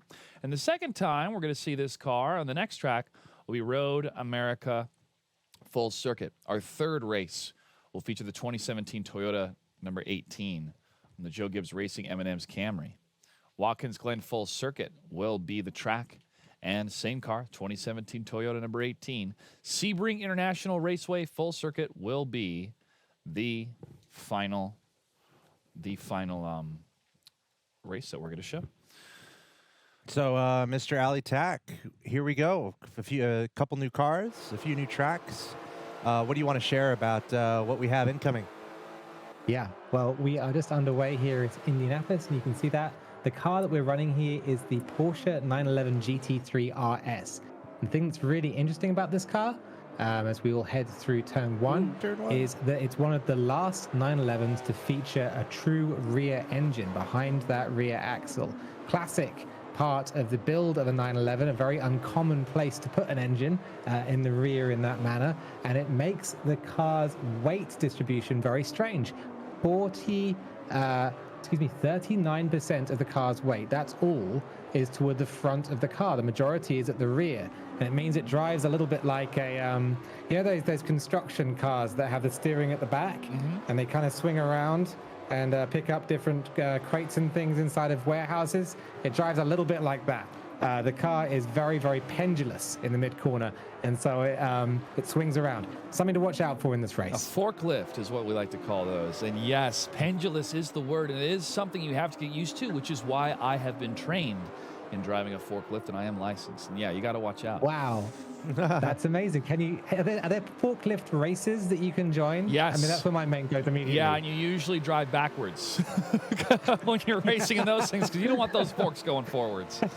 But I love that you brought up that example, Ali, because it really is a different mindset you have to be in on where the car is actually turning, and that can make such a difference, you know, especially at these speeds. And oh yeah, go ahead, Alex. Yeah, go on.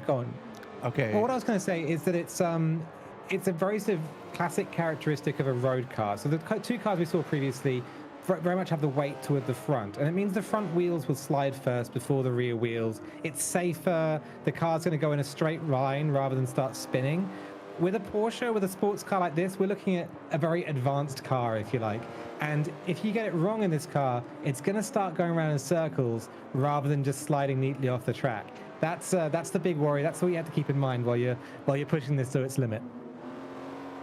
Yeah, it makes me think of more drifting techniques. If you have more weight in the back of your car, maybe you have more of a control over those sweeping turns. If you're trying to drift, using the back of your car's weight to carry you through the turns while drifting, something like that. Like the end of the Italian Job when all those minis have the gold in the back of them, and then they're skidding around trying to get around the place, and the rears of them just slide around. You can see in that movie exactly how that works. That's completely true.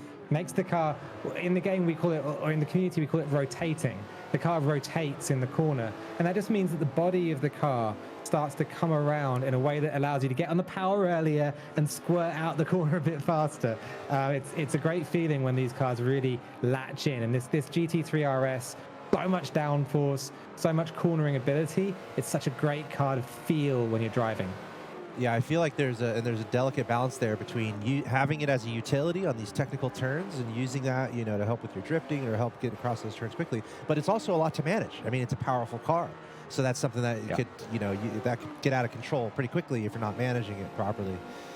Something like with great power comes great responsibility with some of these cars. With a 4-liter flat six comes great responsibility completely. It's a beast.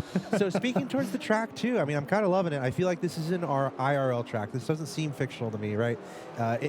Indianapolis Motor Speedway. Just looking at the map here, a couple of things that stand out to me. Kind of a jarring difference between one half of this track and the other half. You'd almost expect it to be a normal oval, but then someone had to go and scribble and mess things up, right? It's not a normal oval. You have part of it that seems like a really big straightaway on kind of the backside coming to the finish line, and that big straightaway also goes into your start line. But then, that's right, Mr. Ali Tack, I'm looking at the left side of this track, and that's where the child scribbling comes into mind. What happened with this track? It's not a clean oval, and it seems like there's quite a few technical turns in the front half. Yeah, so this track is what happens so you take the setting of the Indy 500. It's a big oval. Actually, it's a quad oval, so you have 4 corners in it as an oval, and then you decide that you want to run Formula One around it. The result is that the cars run through the infield of the track, and you get what's called these days a roval, like a road track oval. And the inside of the circuit is like you said, a bit of a scribble. It's an interesting track. These kind of tracks are very much sort of the characteristic of them is that they're very flat, because you have this huge, almost like an amphitheater. It's an enormous banked area around the outside, and then in the middle of it, it's just a big flat field where they put all the racing corners. And so it ends up being very sort of all about finesse, all about getting your lines right, because really the undulations aren't going to throw you off so much.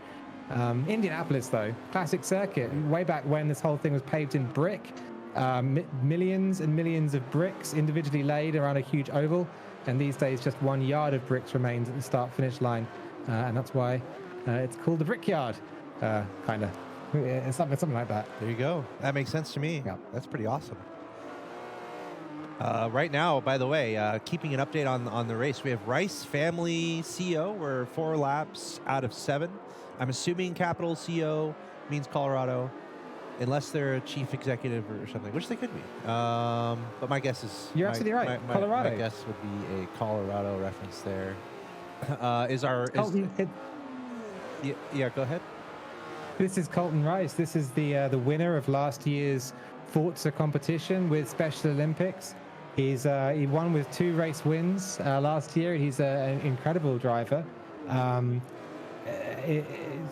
It says his favorite song is "Shut Up and Drive" by Rihanna. That's my factoid. Nice. For Colton Rice. He's a cool guy and shares some different recipes on YouTube for overnight oats. And a very, very fast driver on Forza. We can expect to see him racing pretty hard over the next 4 races, trying to get his way to the top. Overnight oats.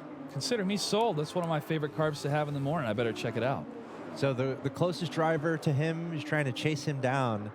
is MP Racing 24. And honestly, he's not too far away. He's going to be going around, I suppose it would be turn 2 and then this gradual turn 3 here on Indianapolis Motor Speedway. But you said it's Colton Rice? Colton?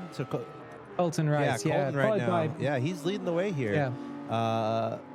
But don't want to be too confident. Don't want to be too feeling safe because second place is not too far behind, I don't think. And you know how as well. You know how Forza is. One of the things, racing games, if you crash, everything can change very quickly. It can. It really can switch around. One of the things I wanted to notice about Colton Rice is he makes his own liveries for the cars. So you can see that he's painted his car with an American flag on the roof, and he's got Colton written on the side of it, and some different decals around the place. So there's a little bit of creativity there and a little bit of forward planning going in, not just in terms of practicing the track, but also in terms of painting his car to look the business while he's out there and getting his results in. Oh, it's looking good. Our professional observer is getting some shots of that. Great job, whoever's controlling the camera on the left. That's me. Yes. Great job, Axel Thomas. Thanks, guys. Yeah, taking a look at this car, that is pretty cool. He's got that American flag. He's got Colton on the side. Trying to cruise to victory here, looking good in map number 1, or race number 1, I should say, here on Indianapolis Motor Speedway. It looks like there are no, there's no way to physically have altercations with other drivers here. It looks like just ghosts around. So that is a variable that is nice, I'm sure, to not have to worry about. Just making sure you have a clean drive. You don't have to worry about anyone kind of messing you up. And again, in second place here, we have the next closest driver, RTP, I believe his name is. And, sorry, MP Racing 24 here in second place, trying to chase him down. That's right. And let me do a quick look at third place, see how far behind he is. Okay, he's not too far behind either, but it looks like there is a decent amount of distance between these drivers. And I feel like, Ali, the best on this track here is the best way to kind of make up time. Obviously going to be the left quadrant here where you're going through the middle. Obviously not on the straightaway because everyone's going to be able to drive fast. Isn't the art here just trying to see how fast you can go through more of the technical turns to try to bring the race back a little bit? I think you're right that with the Porsche 911, with the GT3 RS especially, there's so much downforce that really everyone can go the same speed around the oval section. It's quite easy to be flat out there. Easy is, easy for these kind of drivers, for fast drivers. The infield is where you're going to find all of that time, when you're going to be able to sort of finesse the car a little bit and squeeze a little bit more out of the track. It's all about judging your braking and being very, very smooth with your inputs. I find, especially on this circuit, one of the things that I struggle with is actually not smoothness putting the brake on, but smoothness taking the brake pedal off. When you're coming into the mid-corner, if you just jab the brake pedal off, you just release it, then suddenly there's a shock wave that goes through the whole car.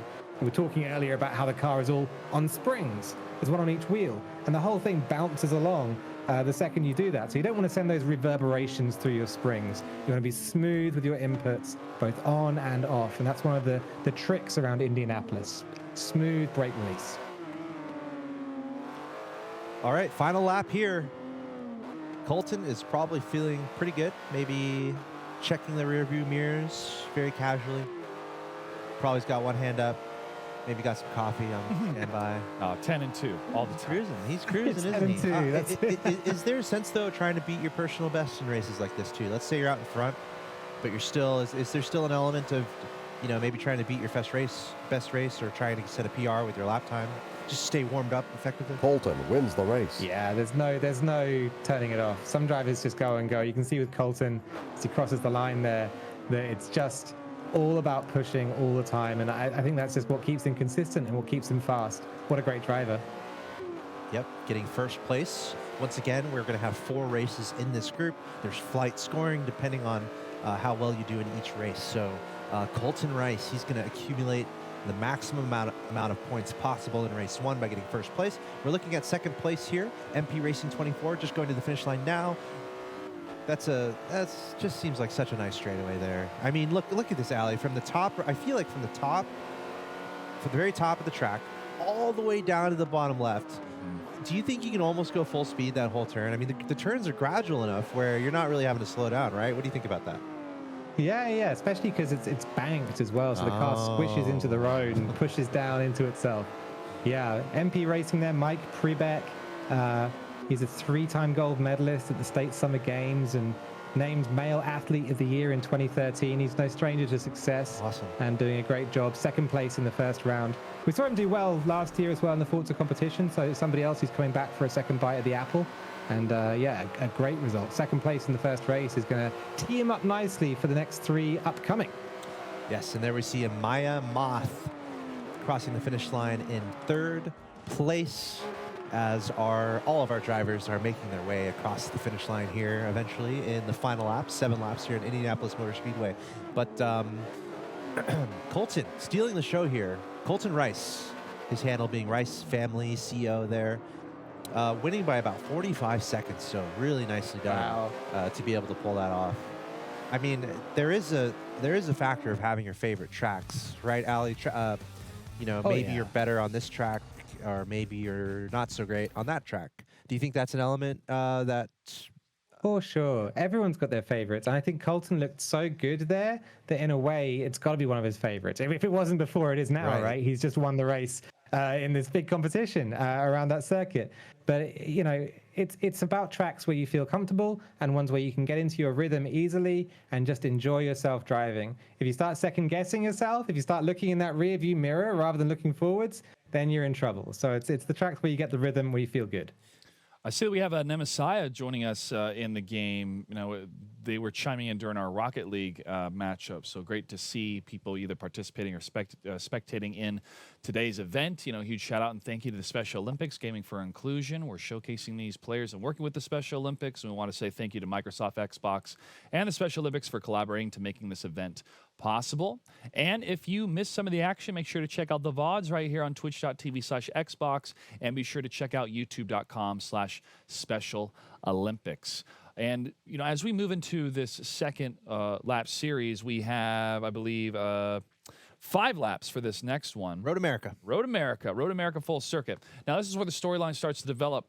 We saw who was out in first. We saw a beautiful performance, on our top players here, and let's say top 3, top 4. But anything can happen for these players to make it to top 3, top 4. Even those that maybe lag behind can perform better here. So the initial points, definitely a huge factor, but don't really spell what the fate will be for all of these players. And that's what's so fun, and kind of like what I was saying just before there, where you're going to have your favorites. You're going to have the tracks you don't like.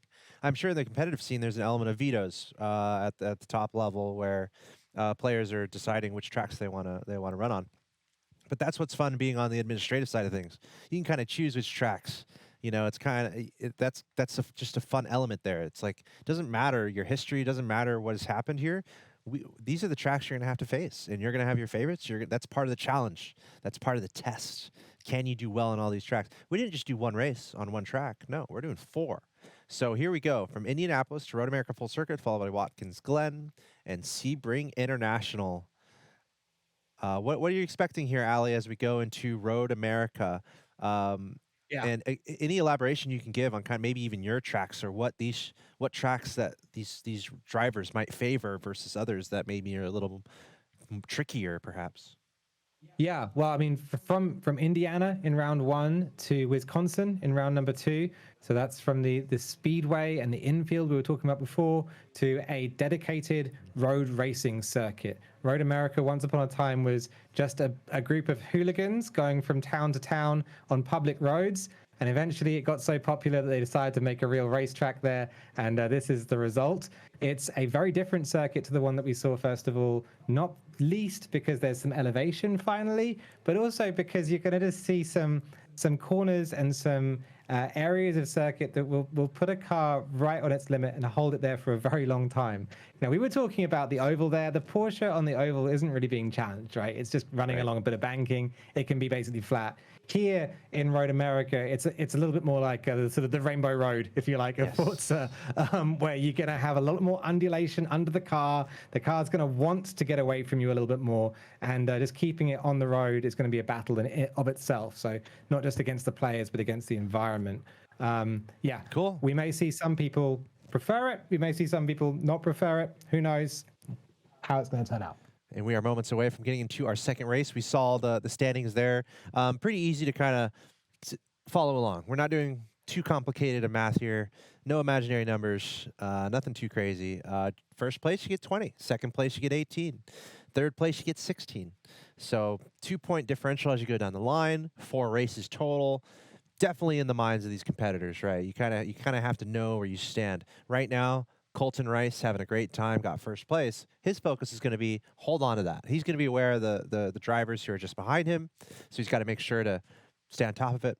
So I expect him to be, at this point, based on what you've said, Ali, I expect him to be a pretty seasoned competitor.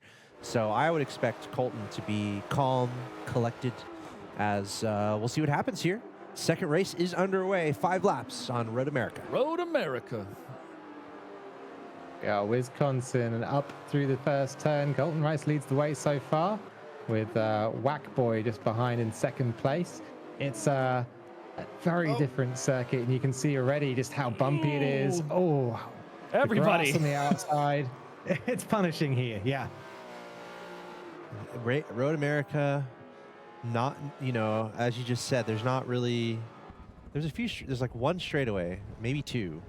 But otherwise, there's a lot going on here. Quite a few turns you got to stay aware of. We see Colton going to that first turn there, making a pretty smooth turn. Wackaboy just behind him, going to try to imitate the smoothness of that. Oh, careening a little bit off to the side. There we see the back power, the back vehicle power and weight of the Porsche kind of pulling it over to the side.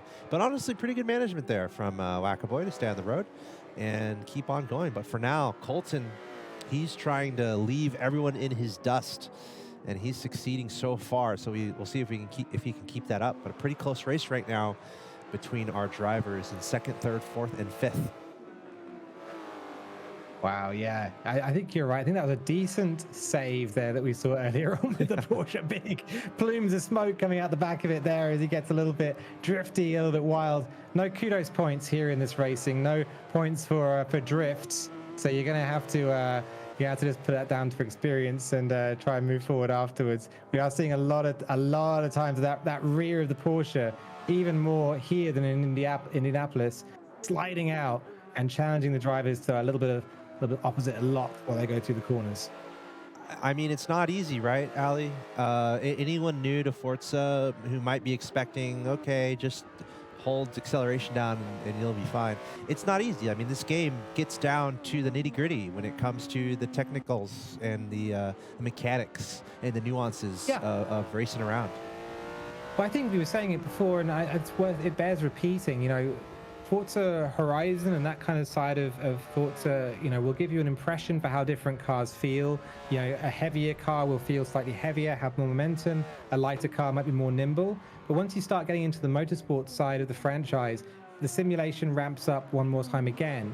And so you end up, really feeling all the dampening, the springs, the anti-roll bars of the car. It all adds up into this characteristic that the car will give you as it comes around the track. We saw in the first group some cars that were a little bit easier to handle, and those were maybe more beginner cars. This Porsche and the stock car that's going to come after it are more advanced, certainly, and are hard to handle. I wouldn't recommend these as starting off cars at all. A car spins out into a barrier. Experienced, and they're on their edge, and that's cool. Whack-a-boy spinning out right there. Come on, get it under control, man. There's a really intense battle there, Ali, between 2nd and 3rd. MP Racing and Whack-a-boy were going back and forth, but there's a moment where Whack-a-boy just lost control. He ended up spinning out, and now he's way back and 4th. So right now, it's actually a pretty close battle between 2nd and 3rd and 4th and 5th. Looking back at 4th place on the left screen there, that's Whack-a-boy. But just behind him, I'm going to go to 5th place here. Just behind him is SO Esports 3. You can see right there, he's got Whack-a-boy right in front of him. So it's always fun to keep an eye on these battles for 5th, 4th. And let me go up to, actually, I'm going to go up to 3rd place here because there's a battle going on for 2nd right now. And that's a battle between MP Racing. As you can see, oh no, he's going on a bit of grass. Keep those wheels on the concrete. But you can see right in front of him there, that's going to be 2nd place. So gotta keep things under control here. Don't count yourself out. We see some drivers crashing here and there, but looking at this battle between 2nd and 3rd, it's pretty serious. Of course, Colton way out in front at this point. And as long as he doesn't make any huge mistakes, he's going to be just fine. But the battle for second getting pretty intense here. I mean, it's like we were saying before. It's one of these races that you don't race the other drivers. You also race the track. Yeah, they say this about the 24 Hours of Le Mans. No one wins Le Mans. You survive Le Mans, and maybe you win. Maybe you're the first place then, but you survive. That's the main thing, and that's what's happening here. This track is fighting the drivers, and it's making them work to stay on the track. Interesting to see Wackaboy out there. That's Julius Levesque. Running pretty well in this race, having a fight, I think, for fourth right now. He's a horse riding expert, so somebody who's used to a little bit of horsepower, although I think the extra 513 in this Porsche might be surprising him. 513 times more than the one single horse. Let me tell you, just one horse can get a little bit crazy. Well done. Kind of an interesting moment angry here. German horses, too. So really got a wrangle. Yeah. Looking here at MP Racing, currently in third place, going across the straightaway, crossing into lap number 4. If you look a little bit out in front of him, he's got another driver there within distance. So I'm really curious about this battle here, going around turn 1. Let's see how both these drivers handle this. MP Racing keeping it cool. Don't want to hit your brakes. Yeah. You want to leave your foot off the brake as much as you can because you want to go fast, but you also don't want to spin out. So those are the balances that the balance that these drivers are trying to find. But it looks like whoever's in second here, let me go over to, it's Maya Moth. It's actually holding her own here in second place, and that's pretty impressive. Yeah, Maya Moth doing a great job there. This is Thomas Stripe running in this car. He's a great driver as well. Last time out, we saw him. We saw this driver a year ago as well, and he had his own custom liveries.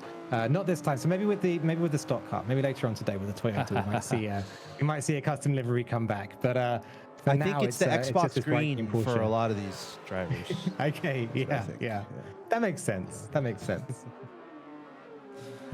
Really cool seeing those customizations. But Maya Moth holding off third place very nicely. There's not really a crazy technical turn on this one, is there, Ali? I mean, I'm looking at this map and seeing these drivers kind of make their way around it. I don't feel like there's a turn that's really giving everyone trouble. It's just about taking these turns, maybe being a little more greedy and just taking them as fast as you can, because this is a more forgiving track, it seems. Yeah, it's a track which doesn't have like one area, I wouldn't say, which completely jumps out at you as a really challenging space. At the same time, I think the whole track, and in this car, is at another level of challenging compared to what we've seen previously. That's why we're seeing a lot of drifting here, a lot of sliding around, all that tire smoke. That's all cars that are out of control. And I mean, I love it. It looks impressive. It looks cool, but it is not the fastest way around a corner. You know, in a sense, when you're racing driving, you want to always be driving in quite a boring way. You want to be smooth, have all 4 tires in a controlled motion across the track, rather than, you know, the front gripping and the rear sliding and the plume of smoke behind you, even though it looks awesome. And we saw a car in the middle of the road there. This is ghost mode. Can't really mess with other drivers here, and that's probably for the best. I'm taking a look at MP Racing here because Maya Moth just had an incident on turn, let's see, 1, 2, 3, 4, 5, 6, 7, 8, turn 8, I'll call it. Kind of the bottom left-hand side of the track there. Kind of a sharp turn. Maya Moth did end up crashing there, so this might be an opening here for MP Racing. Just 1 lap to go here. 2 laps to go. So they are just started lap 4. Then they're going to have lap 5, and then they'll be done. Colton way out in front. We're looking at third place here on the left side of your screen, trying to track down our driver who's in second. Not too far out there in front. So Maya Moth has to be pretty careful not to make any mistakes here, because MP Racing... I think Maya Moth did make a little one there as well. I think just a little slide off the track. The pressure is on. Yeah, MP Racing is right there. Another straightaway here, and this might be one of the more technical turns. We're about to see second and third go. I believe this is turn 3 about. Let's see how this is handled by Maya Moth. Goes around it. The car skids into a wall. Crash. Okay. That's an opening. Let's see MP Racing. Let's see how MP Racing can handle this. Going to the same turn here, slowing down, nice and easy around the bank. Okay, a little better. Wow. I mean, I feel like that's going to give him a couple seconds at least. I wonder if this is possible. Can we see MP Racing track down Maya Moth here? I think there's plenty of time. There's still 1 lap to go after this one. Yeah, this battle's coming alive between these two. And it's the effective pressure that you're seeing there as well. Maya Moth up ahead will know and be looking backwards and know all about that car, closing up and getting closer and closer. And as a result, you end up making mistakes you wouldn't normally make, you wouldn't normally do. Just getting distracted, being overpressured. Another one. No. This could be it. This could be it. And there it is. There's the move around the carousel. Maya Moth reversing back onto the track. MP Racing up to second. Wow, what a move. I mean, that was just calm, collected. MP Racing. You know, Ali, I feel like if you're too far behind and you start thinking about it too much, it's not going to be good. I mean, from a mentality standpoint, you want to always consider yourself in it. And in a racing game where anything can happen, anyone can crash, anyone can spin out. You can make up 30 seconds, you can make up a minute. How important is that mentality? Just no matter what, stick after it. You never know what might happen. You're so right, and it's essential. It's essential. Just having that sort of that attitude whenever you get into a car, whenever you get behind the wheel, that says, "I'm here to win, and I'm going to win this thing, and anything else is unnatural." That's where you have to start. You know, you have to begin at that point. When I go out and race, sometimes I'll see people behind me who I think are faster, or I outcite myself.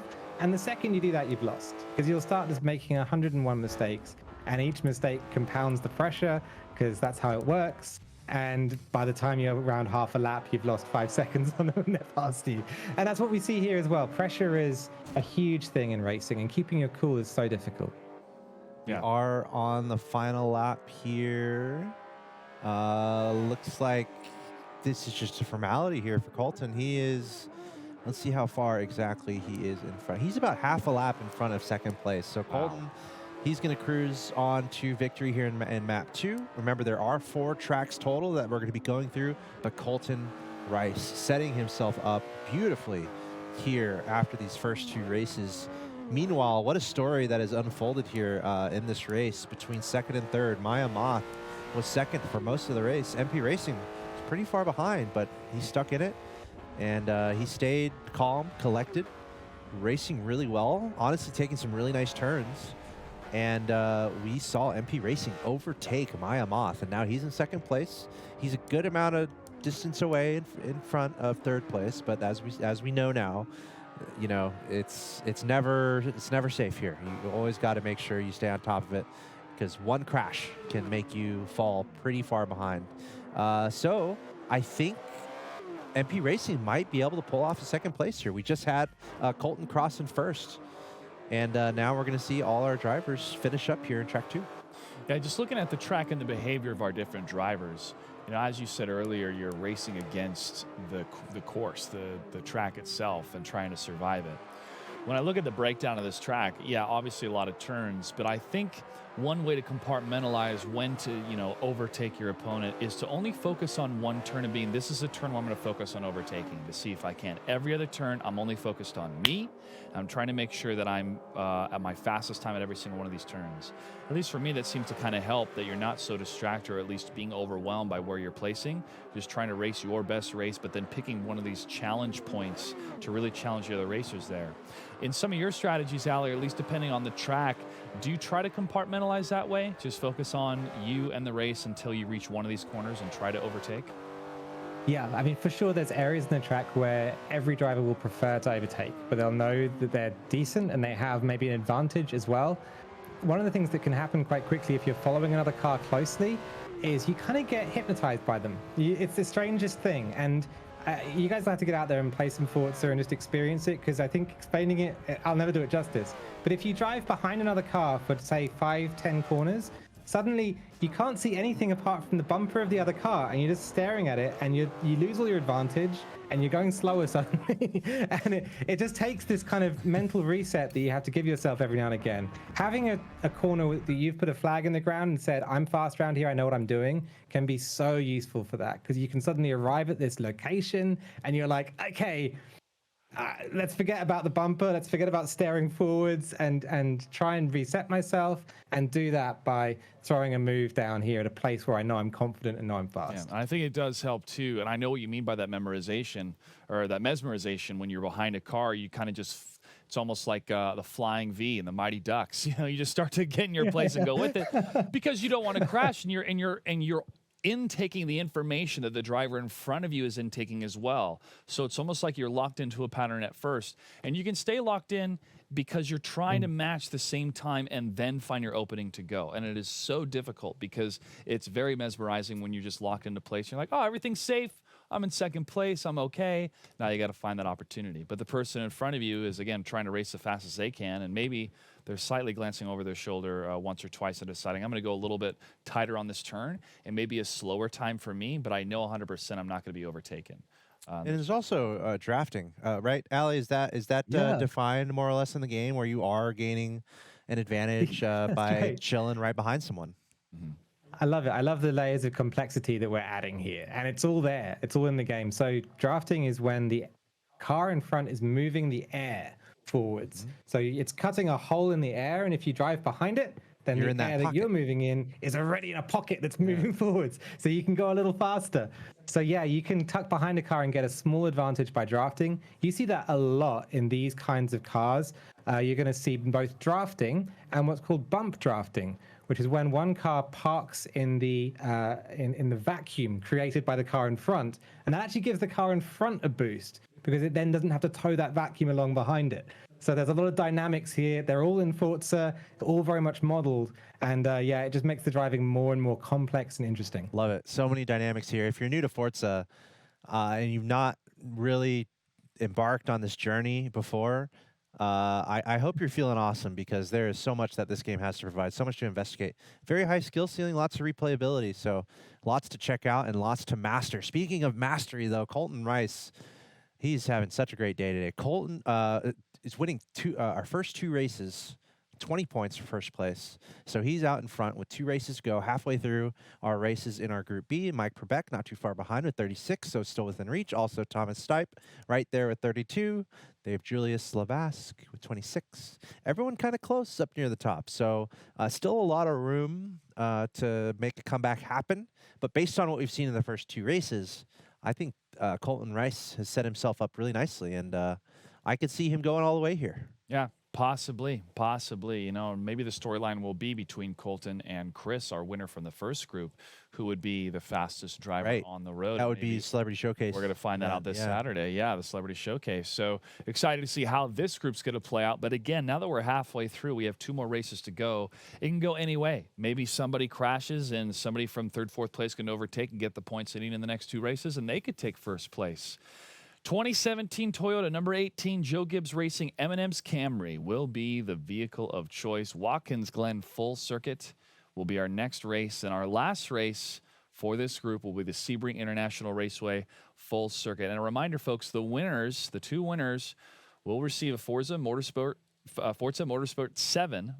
Winners will receive car racing suite passes, including a meet and greet with a Toyota professional driver and travel expenses, 2 packages valued up to $7,500. So, some good prizes in store. That is amazing. And Allie, we are switching vehicles here. So you want to give us a rundown on what we're looking out for from the Porsche to the Toyota? Yeah, the Toyota is a dedicated racing car. That's number 18. So when you get into this one, you're sliding into the butt indent left by Kyle Busch, who ran this car to some great success in 2017, came second in the championship, but did get a whole bunch of wins along its way. It's a racing car. It's got a tube frame chassis. It's light. It's got a massive engine. It's an American racing car, so 5.8 liters of displacement. There's no replacement for displacement. Yeehaw. And this thing has rear-wheel drive at a front engine. So it is, it's basically, I would say it has no aero and a whole lot of power and a lot of rubber. So it's this difference between mechanical grip and aerodynamic grip that you're going to see play out here. The car will get sketchy at high speeds, but pulling out of a corner or hanging onto a corner, it's actually going to do all right. It's a really fun car to drive, but also a bit of an animal with that engine. So we might see a few people leaving some rubber on the road and some dust in the air. And of course, the track that we're going to be embarking on here, Watkins Glen full circuit, 6 laps. How do you classify this track? Have you been there? Got any factoids for us?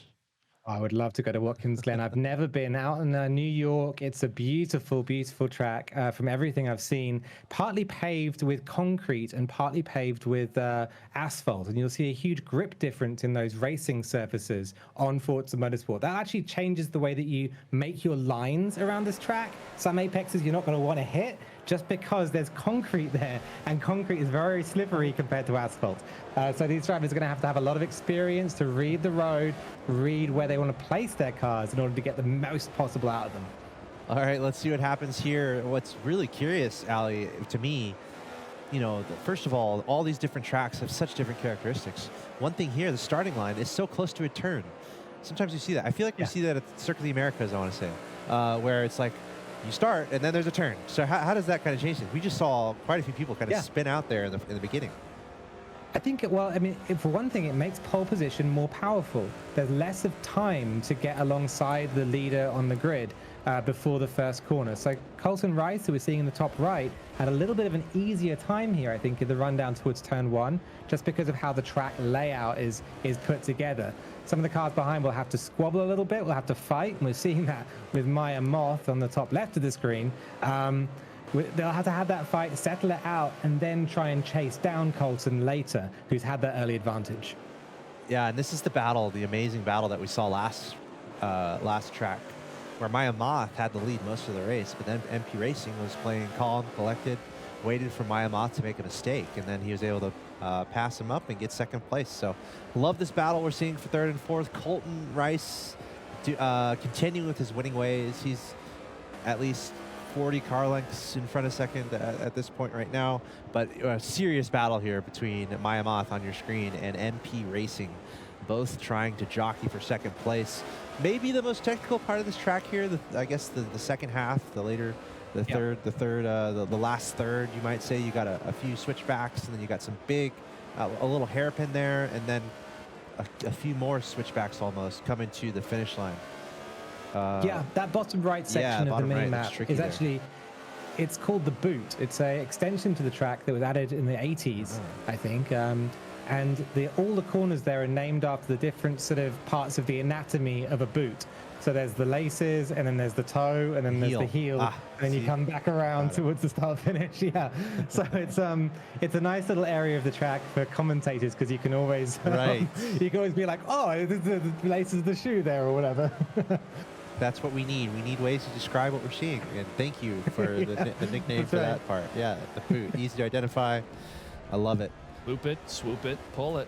A car gets T-boned. There you go. Wow, Maya Moth coming together with MP Racing. Turn 2 and 3. MP carries on. MP Racing continues. That's Michael Brebeck. Maya Moth is going to struggle, get back on the road. It does release MP Racing, though, to try and chase down our leader, Colton, who might have a little bit more trouble now. Yeah. Anything you can do to scare whoever's out in front. I can't first place see the time behind that second place is, and I guess that would equate to like some radio person telling you where you are on the track. So it's still similar to what you would experience IRL. Is that a dynamic here where you're kind of seeing how close second place is, and can that affect you? Like, let's say you cross one checkpoint and it's 15 seconds, but then you cross the next checkpoint and it's like 10 seconds. Are there elements there where you might freak out, or that you see that the comeback ability, the comebacks happen? Well, that's the kind of frustration of it in the game, because you have, in the real world, you'll have your ship-to-shore radio, and you'll have someone sitting on the side, and they'll be like, oh, there's a car behind you, and they'll give you the gap. But if it's bad news, they might elect not to tell you, because it might be better if you're driving. In-game, you hear it all. You get the good, the bad, and the ugly. So if it's closing up, then you will see that information, and the beads of sweat will start appearing on your forehead. The shakes will come into your thumbs, because you'll know that the car behind is catching, and sometimes not slowly. Sometimes they can be catching rather rapidly. I think Colton here is looking pretty strong, though, at the moment. We're only halfway through the race, lap 3 of 6, but his consistency doesn't look changed yet by Thomas Stipe. I will say, that's the mind game. Once you pass the point where, you know, one car is catching and the other isn't, then that effect tends to get more and more and more. And so we might not see it very much now, but in a lap or two, it could change very, very rapidly.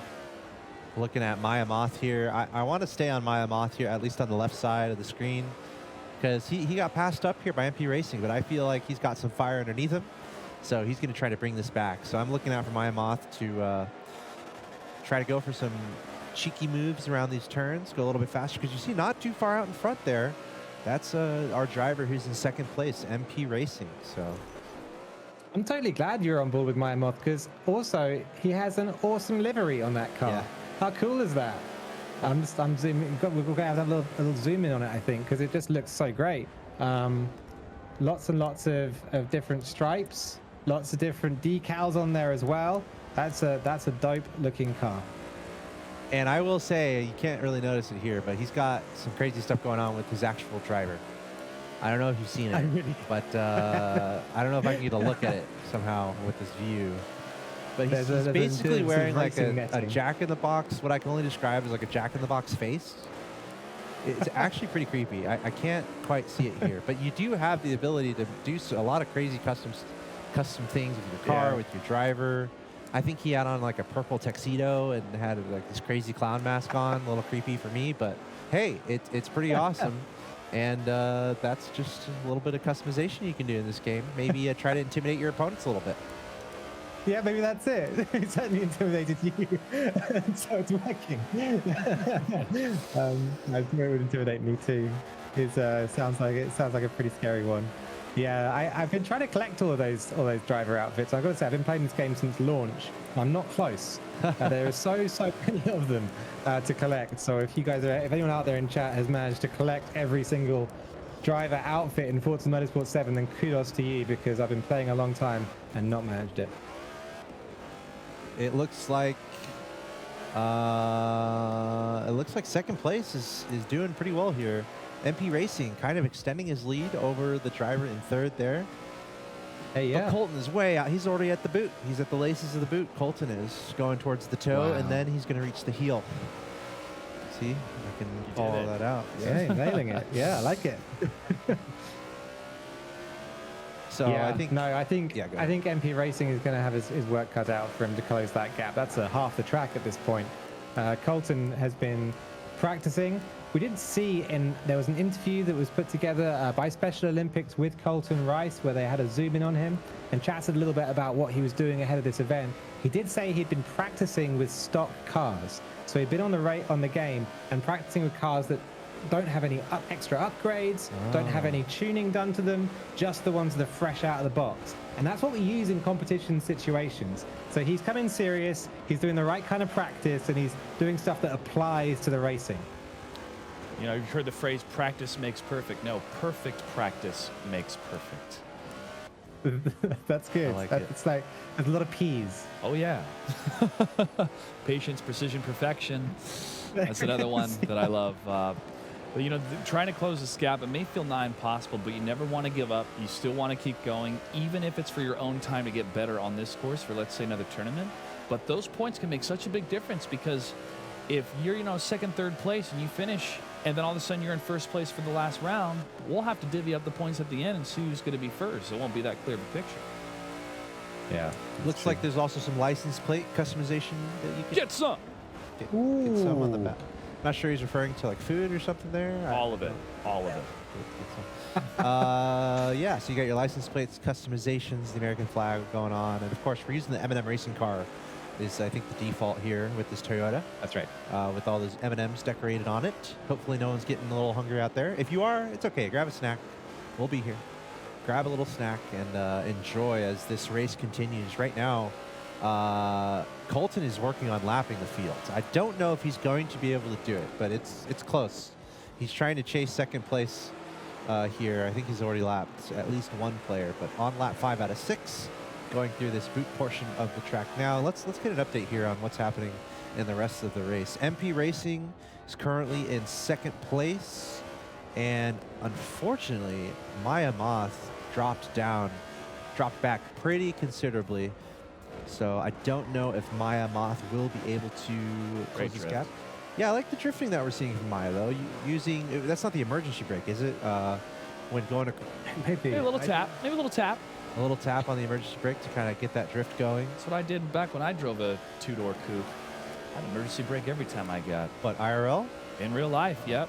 It's one of the best feelings. Fast and Furious. Just always do it where it's safe, of course. But when you zip around like that and you really feel the weight of the car and how it behaves on the road, it's like playing a video game, except you have the full power of the engine. But it's that type of connection to the machine that you have, and it takes practice.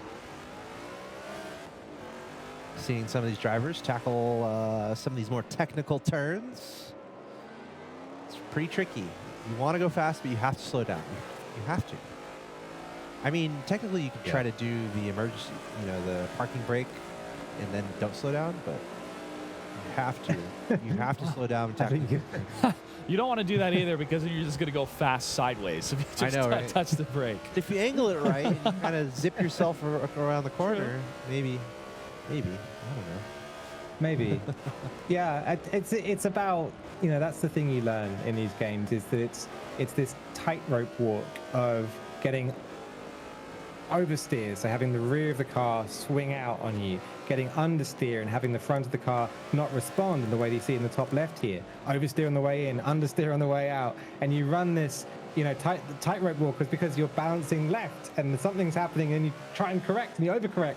It goes off to the right and you have to pull it back again. And when you're on the limit of the car, that will always happen because the rubber is always degrading and falling away from the road. If you're underneath the limit, then you can feel safe and be on all four wheels, but it's not going to be fast enough. So you always have to be pushing every single tire. And yeah, that's what we see here. I mean, Colton, somebody who's able to do that and make it look smooth, is the complete package. Such a great driver. It's all about just staying as fast as you can around these corners without losing control. It's almost like a quantitative relationship with your speedometer. You want to keep that needle from going down as much as you can while still controlling your car around these corners. And we're seeing Colton kind of display that perfectly here. He just crossed the line in first place, finishing the 6th lap, 11 minutes, 51 seconds, 0.947. Wow. Very nicely done. And looking at second place here, it is going to be MP Racing finishing up. Ooh. Uh-oh. I don't want to speak too soon here. Running into a wall. Got to be careful. Allie, can you run into stuff enough that just total your car and just you can't go anymore? I mean, is that? Yeah, I mean, I think we have damage on. I don't think we have damage on in this lobby. Right. So that's a setting. That's a setting you can put on. And okay. That's a setting you can put on if you want to break the car. It's frustrating to have on. So I think we're right. And I wish I could turn that setting off in real life. Yeah, that's right. All right, this is a tricky turn here. Let's see how he handles it. Okay, not bad. Slowing down, staying on the road. We saw one player kind of miss that turn a little bit, go off to the left. Kind of technical ending here. And I bet that can be pretty tricky, especially if it's a close race or something. With such a technical ending with all these turns, that can be pretty hard to deal with, I would imagine, if you're trying to finish quickly. You're trying to finish the race, but you have to deal with all these tricky turns at the end. Yeah, you have a lot of opportunities here. Every turn is another opportunity to make a mistake. That's the way to look at it, Because on the straight, you could just keep the throttle pinned and go and go and go. You don't have to hit the walls. But every time there's a corner, it's another chance to slide a little wide, move a little time, allow somebody else to have a chance to overtake you. And so yeah, the drivers, I'm sure that the further up they are in the field, the less corners they want to have happen, if you like. Right, exactly. But it's an opportunity for everyone behind as well. They'll wish there were a few corners more. Sure. I feel like more technical turns, more ability to bring the race back. Because that's just where the mastery is shown. How do these drivers handle these turns? As we see Maya Moth cross the line in 3rd place. So that's going to be the conclusion of our 2nd race here, or should I say 3rd? That was our 3rd of group. 3rd race. That means we have one more to go. Colton Rice doing a great job on Indianapolis Motor Speedway, Road America Full Circuit, and we just saw him take 1st place in Watkins Glen Full Circuit. And now we're going to move over to Sebring International Raceway. 5 laps 5 laps to go. And that's going to be the last race that we have here. And it's going to be the last chance for those who are in the race to try to overcome this lead that Colton Rice has accumulated for himself. Here's another rundown of our schedule through Group B. We've gone through the first 3 races there, Indianapolis, Road America, and Watkins. And yes, we're moving on to Sebring International. Sebring International, final circuit. And again, we're seeing a similar pattern compared to our first group. Number 1 player in the first 3 was able to take the whole thing. We'll see if we're going to replicate that. Again, congratulations to Chris Boogedy, who won our first group. And maybe we'll be congratulating a Colton Rice here in a few. But anything can happen on these races. And seeing that second and third place when it comes to the points, if they can try to overtake, get first, and if Colton doesn't, I would say at least get maybe top 4, then it could be a possible upset for first place. And again, our 2 winners today are going to be joining us this Saturday for our Celebrity Showcase. And a big thank you again to the Special Olympics, Gaming for Inclusion, Xbox, Microsoft, and Special Olympics collaborated to bring these tournaments together.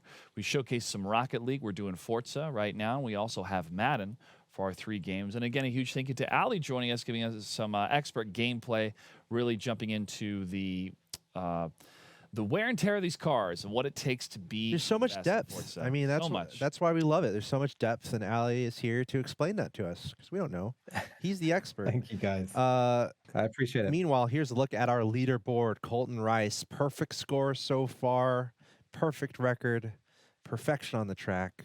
60 points in total, 3 wins, 20 points each. Thank you very much. Mike Perbeck with 52, Thomas Stipe with 50. So it is truly a battle for second and third there. And again, to be fair, that first place spot is not out of reach. Granted, Colton would have to crash and get like 5th and 4th, but it is possible. So we'll see what happens here as we're about to get into the last race. But I love how close it is from like second. Honestly, the race between second and third has been quite thrilling to watch unfold. A lot of battles happening on the track as all these players trying to race the best that they can. Yeah, NPR and Maya definitely going back and back. But when Maya had that big crash at the beginning of this last lap series, that just you couldn't really overtake. But if it happens, you shake it off, you keep going. But that is really going to be, I think, the storyline here between second and third. And if one of them can overtake Colton, can make all the difference here in our final race. As we get ready for that final race, we want to invite everybody to hit the follow button right here on twitch.tv/Xbox. We're live with a variety of different games Monday through Friday. We also have special tournaments that occur on the weekends as well. Now, if you are interested in future tournaments, make sure to check out smash.gg/Xbox for our calendar of upcoming events. But Ali, as we're getting this final match underway, this final race underway, can you tell us a little bit more about the landscape of Forza? And if people want to watch more Forza, where can they go? Yeah, so we have the Forza channel, so twitch.tv/Forza. It's a great place to check out Forza content. We do streams on Motorsport, so the game we're watching right here, Forza Motorsport 7, but also Horizon. Right now we stream a lot of Horizon 4 and also a little bit tantalizingly of Forza Horizon 5 out in Mexico. And we've got some streams happening every month highlighting different areas of the upcoming game. You guys can check that all out. Lots and lots of different streamers as well with different expertises. We've got real world racing drivers. We've got car culture enthusiasts. We've got esports chappies like me. And every Sunday as well, we have a Spanish language stream with Eternitum. So I would recommend anyone who's out there in chat who wants to get involved with Forza just to come and check out the channel. That's twitch.tv/Forza. And also check out that awesome trailer. Forza Horizon 5, Mexico. I was pretty impressed with what we saw there. And if you want to check out some great content from Special Olympics as well, go to youtube.com/Special Olympics. But yeah, kudos to the Forza Horizon 5 team. That was a great trailer. Really, really enjoyed it. Yeah, and I want to say early access November 5th, full release November 9th, November 8th, somewhere. What's that? 9, I think. 9 November 9th. Yeah, so Forza Horizon 5 just around the corner. Yeah. I know, so much hype. It looks amazing as well. So many features and different bits and pieces. I saw recently the murals that they have around the map from different Mexican artists that they've put on different buildings. And so cool. Just so much art and culture and car culture in there. Yeah, can't wait. Yeah, it's going to be a good one. And the thing with, it's like, you know, it's almost like a new Halo. It's like a new, right? Like the way you have your different genres in games, right? And when it comes to racing, there's no doubt about it. Forza is near the top as a consideration for one of the top racing games, or something at least that has been embedded in the racing genre throughout a history of video games. Forza has been there. I mean, they're on their 8th title, Forza Motorsport, or 7, I should say, Forza Motorsport 7, Forza Horizon 5. Yeah. So I feel like whenever the new Forza's kind of around the corner, there's just a whole new level of hype. Just honestly, from anyone who's a racing fan, a racing game fan, because this is one of those premier titles that everyone looks out for, and everyone's looking for the next, you know, the next edition around the corner. So I'm excited for all racing fans out there, and of course, I'm excited on behalf of us here, because there's no doubt that we're going to be showing more Forza in the future. It's a nice game, fun game. It's a great game. And now the biggest question I'm going to have that I hope people can chime in and converse online about, and maybe you and I and Allie can talk about too, is do you use 2 feet or just 1 foot when you're driving? Do you just use 1 foot for escalation and braking, or do you use both? I think it depends. I think it depends on the people, but I mean, you gotta be able to make that decision. But some people prefer to have for just, you know, just 1 foot driving. What do you think, Allie? Is it double feet, 1 foot? What do you use? We have this concept of a clutch in Europe with a stick. So you're gonna need left foot to use that. Exactly. But yeah, it depends. I think I would get told off. I used to do left foot braking because I did go-karting when I was a kid, and so you'd have a foot for each pedal. But I got told off about that because it's bad. You'll break your car. Man. So now I don't. Yeah. Yeah. This reminds me of a quote from Back to the Future 2, where he's playing that arcade game, and the young kids, one of them played by Elijah Wood, looks at him and is like, "You mean you got to use your hands? That's like a baby's toy." I'm like, what games are these kids playing? You know, jeez. But yeah, the clutch system. Use your mind. Use your mind. Drive the car. That's right. I mean, you have to. We're not there yet. We're getting there. We're getting there. We're getting there. Full Any day now. interface. Full interface. Yeah. I think that's an interesting question though. Maybe in like the highest level of racing, how different is it with those foot pedals? And honestly, there's probably conditioning considerations you have to have with, like, you know, first of all, staying hydrated and healthy in the car, but also if you're moving your feet or legs around a lot in a long race, that is some physical consideration you have to have, right, Allie? Oh, I mean, Formula One drivers are athletes. And if you look at the weight of a brake pedal in a Formula One car, they have to train. You see them in all sorts of amazing rigs. They train their feet to push the pedals. They have these cool things where they have like a helmet on and then some strings attached to it. And they have like weights to pull left and right inside the helmet so that they can train their necks to withstand the G-forces when they're going round long corners. It's like fighter pilots in those machines, and it's getting to a point now as well where the fastest cars are getting towards the limit of the human body. So we really can't go any faster, not because the machinery can't, but because the human body is the flesh is weak and flabby. That's why you get suits. And then the Avengers step in. I mean, that's how we get superheroes. And that's where we go with this. Yeah, that's the trajectory. Pretty much. You know, but always that drive. Or we have video games too, you know, but always that drive to, you know, to be the best and to reach the limit or surpass the limits. And that has been, I think, one of the most captivating elements of seeing, you know, man and machine every year, trying to figure out who's the best.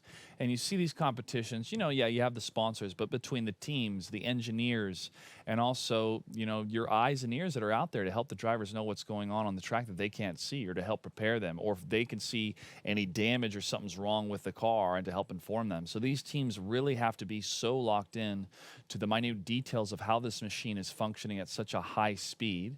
And what type of micro adjustments they have to make in order to have the macro outcomes. And that's, you know, faster times on the track, tighter turns, etc. And it's been dramatized a number of times in different films for sure. But when you actually get behind these cars, you know, in real life, I'm sure it's a crazy exhilaration. But the next best thing is to play it via a video game, you know, be it through a controller interface or the full, steering wheel and pedals. But the fundamentals, and at least with the game designers trying to build the most accurate way they can with Forza, but the fundamentals are still the same. And that's what I really enjoy about racing games, you know, being somebody who loves, you know, flying, training to be a pilot back in the day. But a lot of those core principles of when you're in control, it's so much easier to to deal with the G-forces and to know what's coming your way because you can anticipate it. If you're a passenger in one of these cars in real life, oh no, you got to have the vomit bag. It's going to get nuts. But there is no magic wand that can replace the time and the training it takes to become one with these cars. I mean, that's really what these drivers are doing, and to do it not just for a couple minutes at a time and taking a break for very long stretches of time. So I'd like to agree with you, Ali, about the athletic nature of it. And again, shout out to our Special Olympics athletes that are joining us today for this tournament. And it looks like we're getting ready for the final race for our final group. Will it be a closeout for the Rice family, or will we see an upset? Something else that I think is fascinating. I don't know if Forza will ever build it in, or maybe they have it in there. But the pit stop, right? The ridiculous things that are being done in the pit stop in these races. I've gone the rabbit hole. I've gone down the rabbit hole before on the internet, like looking out for some videos. There's this one video where this car is completely destroyed, and they roll it in there into the shop, and you look at this thing, you're like, it's total, it's done. But literally, they show the video feed, and it's like a 45-minute video or something, and they completely turn that car brand new. Yeah. Wow. After just like literally all these people running around doing what they need to do, getting underneath, and they're also doing it really fast because you got a car that has to get back out on the track. So just Ali, there's no shortage of depth in these races, and here we go. There is no shortage. Into Sebring International Raceway.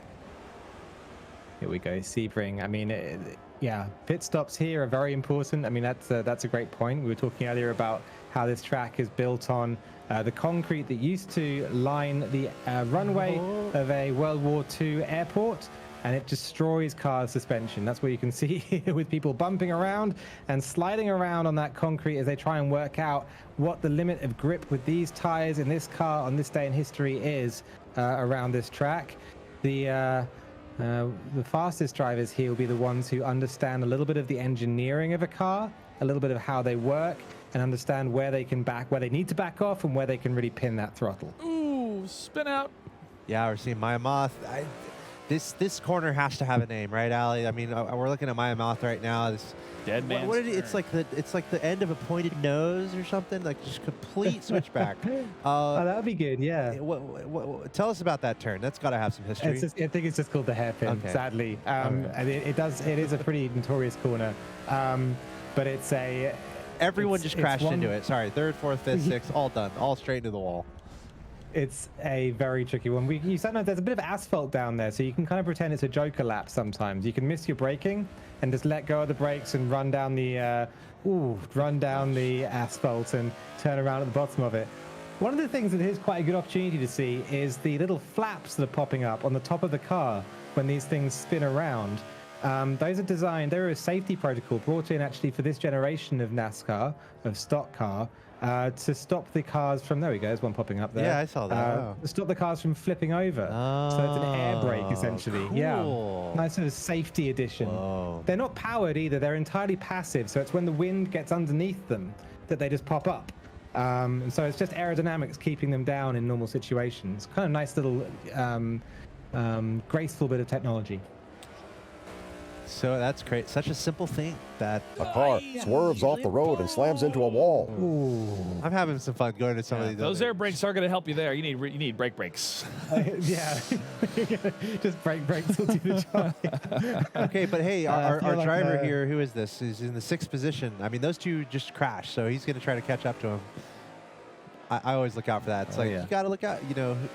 Always be ready for people in front of you to crash because you might be able to bring it back, and that's what we just saw here. Nice picking up some ground here in this Toyota, in this red Toyota, I should say. We can take a look at the livery here in this Toyota. This is one put together shortly after, I think, last year's competition. It's a beautiful livery, I think made by Little Vixen. So big shout out to Little Vixen out in the community who made this Special Olympics special Toyota livery. With the logo on it and with the white and red colors. It's a little bit banged up now, a little bit secondhand, but new and sparkly. I promise you the colors are all very vibrant. And nothing a quick stop in the pit stop can't fix. Right. They'll buff it out. Those pros there in that pit stop. Oh no! There's another wall. I love this battle though that we just saw. This is between number 4 and number 5.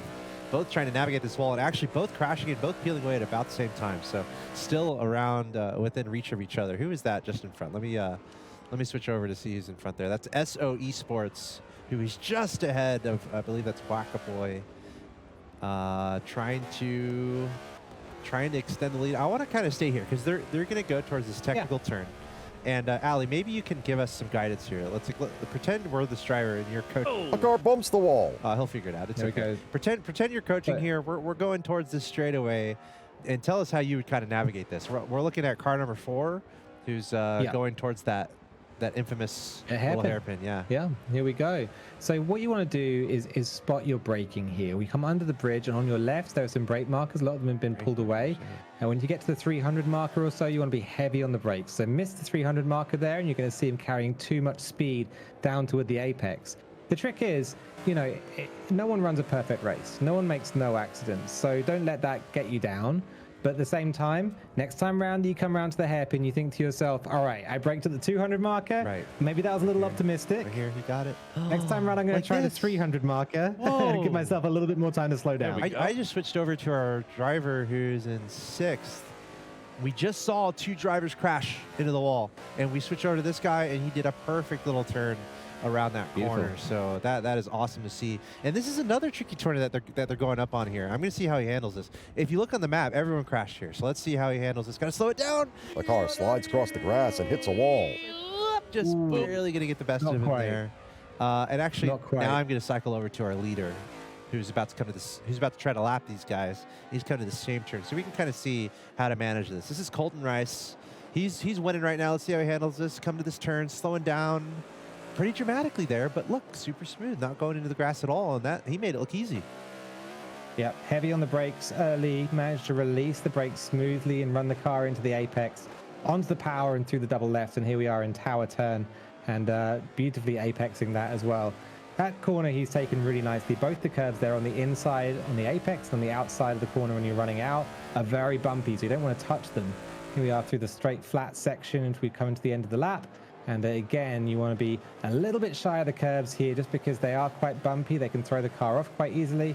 He's doing a beautiful job here, just keeping that thing smooth and flowing through each of these corners. A little bit of slide there as we go through T16 and up towards Sunset. I like this because we can stay on board with him and check out the change in track material here. We're on the asphalt right now, but as we get up toward that top turn, suddenly the ground underneath is going to change color slightly, and you're going to see it change over just here to that concrete. And now you're bumping over big square slabs of World War II concrete. It is completely bumpy, and it is very, very difficult to keep the car in a straight line. I know Colton Rice plays with RC trucks, puts together little remote control trucks, and as someone who's done that in the past myself as well, I know that gives you a really good feeling for the engineering of a race car, how suspension works, what different elements go into it. And I think that's what's coming through here with Colton, that he's able to know how a car's put together and know what he needs to do to help that car through the corner. Nice driving. Yeah, doing a great job here. Clearly calm, collected. Is making it look easy, and I can assure you it's not. It's not easy. Maybe not. Not easy to do that. Not as easy as it looks. Let's see how he approaches this hairpin turn once again, staying on the left-hand side. Now, I guess trying to slow down. The car skids onto the grass. Got it a little wide there. I was wincing because he got a left-hand tire onto the grass during his braking. That just slows down your deceleration. You want to have all your wheels as much grip as you possibly can while you're doing something like braking. So, Ali, the signs on the sides is the visual cue right there on the left. Is that a standard? Like, is that on every turn? Is that pretty much always what these drivers are looking at when deciding when to brake? So, for some drivers, yes, exactly. And is that a good way to do it if you're newer, I guess, to the game? Well, that's what I was going to get on to next. You're quite right, because the best thing to do, and I still do it. I've played the game for over 10 years. I still do. I still have the racing line set on, and you can turn on the racing line. You can't see it here in the spectate, but for the drivers, they'll be able to see a line painted onto the track, which is red and green, and will tell you when to get on the brakes, and will tell you when to get on the accelerator. And for some people, when you're just starting the game, it's like really prescriptive. It tells you what you need to do. But once you've played for a long time, you start instead using it as a brake marker, and you start looking at it and being like, okay, I know I can slightly beat the line on this corner, or I have to be a little shy of the line on this corner. It's a little bit optimistic. And you just learn how to judge your brake markers from that racing line. Sure. And so for someone like me who's memorized every track with the racing line, turning it off is really difficult. But for some other drivers, they never ran with it in the first place, and they're just that skilled. It goes both directions. I would very much recommend, though, if you're new to Forza, especially if you're new to racing games, pop the racing line on. It's just going to make the game more fun for you and make it more enjoyable. You can spend more time thinking about how fast you're going and enjoying racing rather than kind of sliding off the track, all that kind of stuff. Yeah, it is interesting to me just thinking about the visual cues, because that that must apply to real life. Obviously, these drivers going around these tracks, they have their cues, they have their strategies when thinking about when to brake. How to tackle these tracks. Think about it. And it's a memorization game. Right. It's almost like a mantra that these people repeat to themselves. They'll come down a straight, like with Colton here, and we can all pick up our Xbox controllers and twiddle our thumbs and pretend we're as good as Colton is, and think about what he's thinking about, because he'll be spotting on the left. Okay, 300 marker, get heavy on the brakes. Okay, I see the curb end on the left-hand side. I'm going to make my turn in through the curb there. Nice. Power out. Don't touch the outside apex. Don't touch the inside apex. And he'll be repeating this whole mantra to himself around the whole circuit as he guides himself around. And that's what all racing drivers do. Whether out loud, or just in their heads, or they're so good at it that they don't even think about it anymore. Yeah, I feel like you might evolve away from the signs, even where you become so used to it, or it's just second nature. Like, I'm sure the best drivers, they don't need a cue necessarily. They just know. It's like, again, it's just second nature. Right. Just like breathing or something. Yeah. That's just how good they are. And I'm sure that's what we see amongst the top players in Forza. They've had so many runs around these tracks. They don't need any. They could almost do it blindfolded, I would argue. Yeah. I mean, Ayrton Senna talked about the car as an extension of the body, and I think that's the level you're getting to there. But that's past where I'm at for sure. And blindfolded, I wouldn't have a chance. Well, hey, we might have a winner crowned here, because we are in the last lap. We're in the final stretch. I'm sure this feels great. No technical terms left. Just a huge straightaway here. You're pedal to the metal. You're celebrating in your car already. You're shouting at your coach in your comm, saying how happy you are. Get the champagne ready, whatever. And then you're going through this final straightaway. You're in front. That's got to feel good for Colton here. Winning every single race here in Group B, crossing the finish line. And this is where he starts doing his donuts. That's got to feel good. Respect to Colton there. What a lot of practice I'm sure he put in before this event, and it's just paying off so well. Just 4 just perfect races for him. Led from the front and able to put in the laps that he wanted to put in. He looked so classy on track as well. Great result. All right, going to second place here, kind of taking a look at the field. We have the M&M car of MP Racing 24. Sizable lead here over third place. And this was a pretty significant battle between second and third. So really a lot of kudos here to MP Racing, holding it together in a big way. And he's going to be finishing in second, well ahead of third place, almost 3/4 of a lap ahead of third place. So I'm sure MP Racing is thrilled about this performance here, getting second place. It's tough. If you've got someone who's out there just winning, I feel like you can almost be like, you know what, they were supposed to win. They're really good. So let me fight for second Yeah, place. you should be. I would be thrilled getting second place here, knowing that you're probably second best of the rest here. So, also, I believe we have multiple drivers who might be able to play in our showcase. Yep, So we'll invite a couple drivers to join the winners as well on Saturday to help fill out the race. Absolutely. So kudos to everybody that signed up and participated and gave it their all. There's MP Racing crossing in second place, and I'm sure fist bumping all the way. And then we have Maya in third, and that's pretty much going to wrap up our race here. But once again, the story of this Group B has been Colton Rice, just racing, driving as well as he could, and that it turns out that that's enough to win every single race here.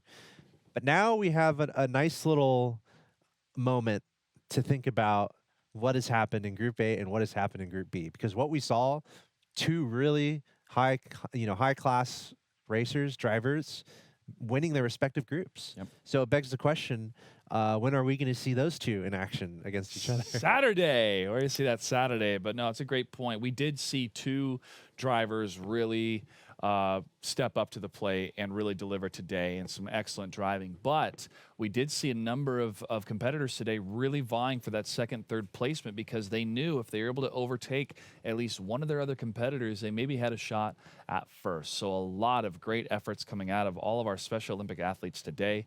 And there is the final tally for the points. Colton Rice is your winner, 80 points total.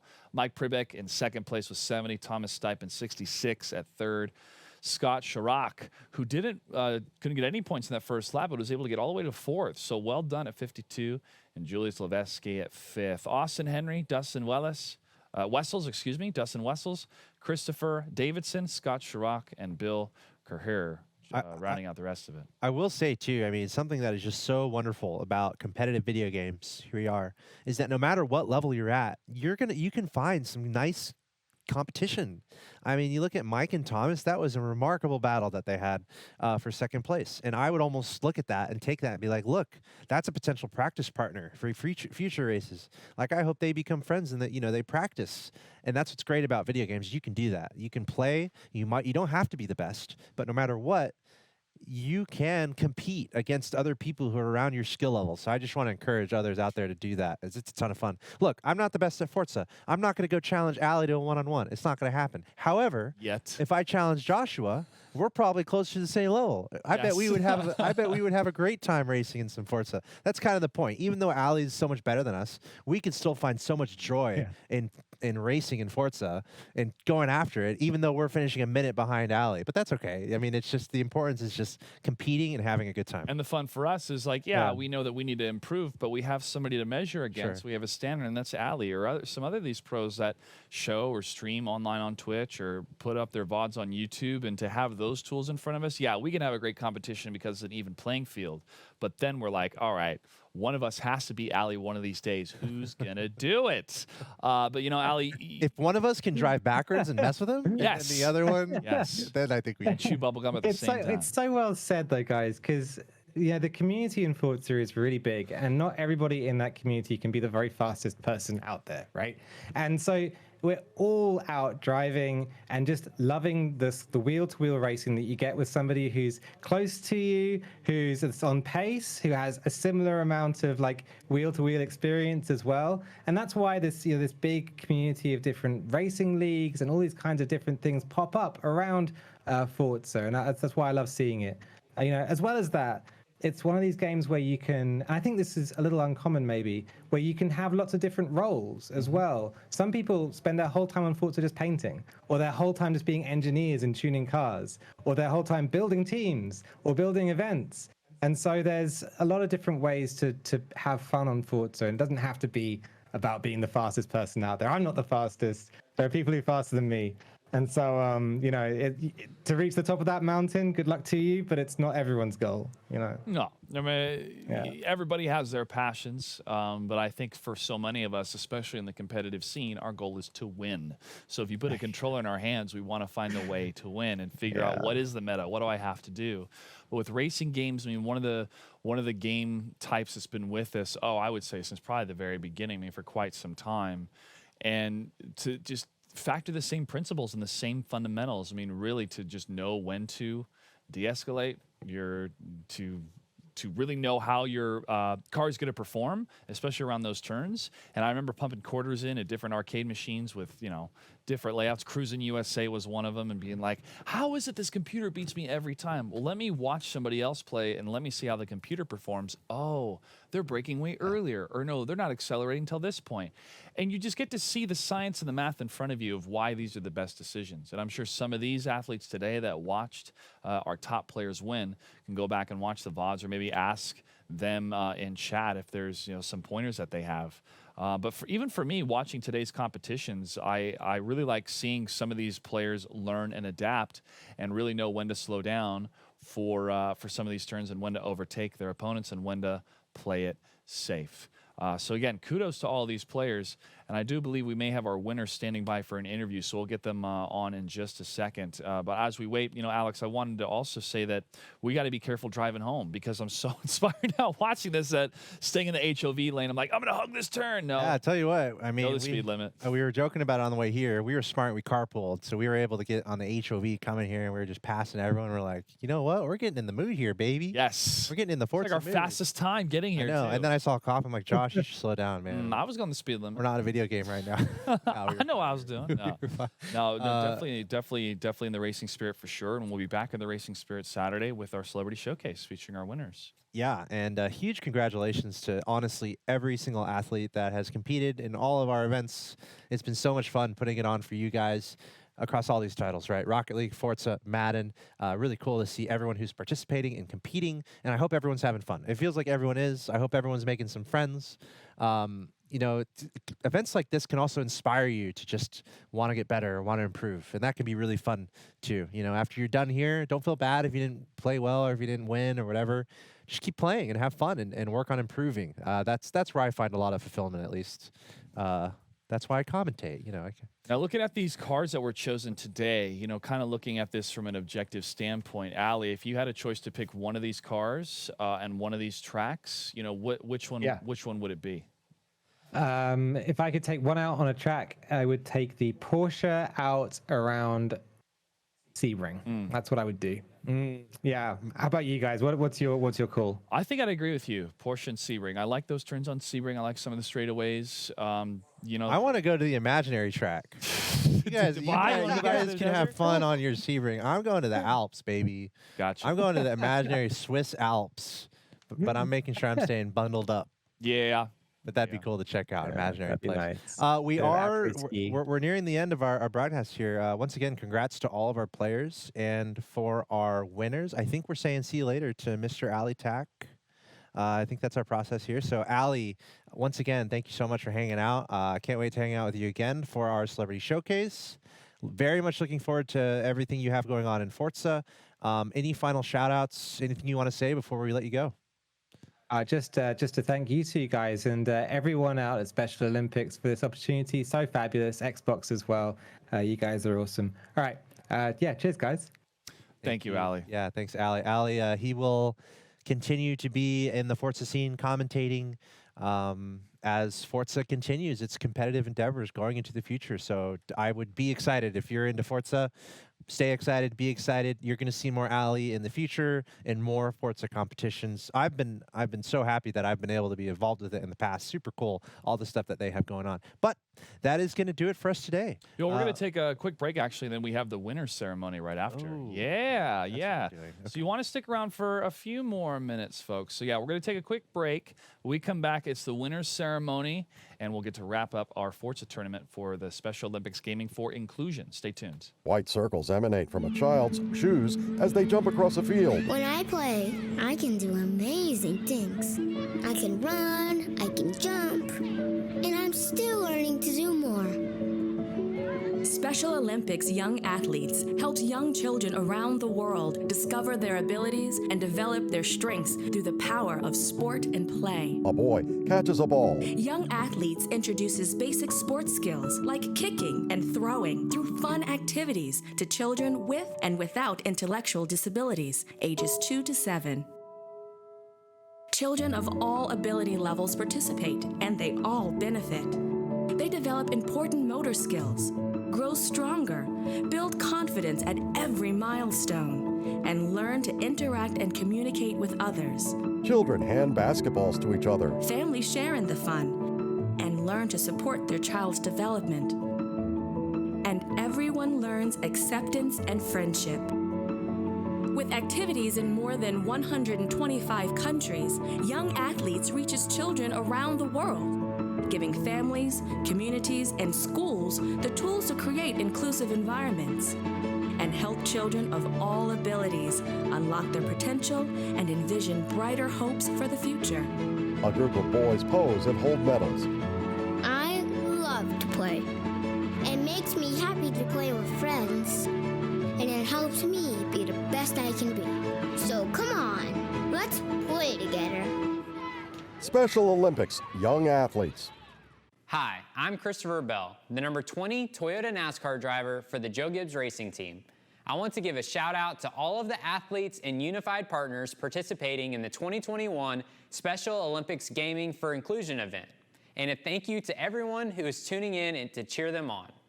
Your participation in this virtual opportunity proves the power of sport and the power of inclusion remains strong and can be shared together even if we aren't physically together. And what an exciting way to connect through a mutual love and appreciation for esports. Tune in to watch the Xbox Twitch channel on September 18th. Special Olympics Gaming for Inclusion, Nashoba, Massachusetts. A boy walks on a track. Unified track makes me feel special because some people see me and they're like, oh my God, that kid is so fast. He looks like a great runner. When I tried unified sports, I actually managed to make friends. And that feeling is more important to me than regular track. Unified sports makes everybody be able to better their best. Welcome to Inclusion Weekly, a show about how schools and students are working with Special Olympics to push for equal rights and opportunities for students with intellectual disabilities. Today, we're looking at the important role of unified sports. Special Olympics Unified Sports. What are unified sports?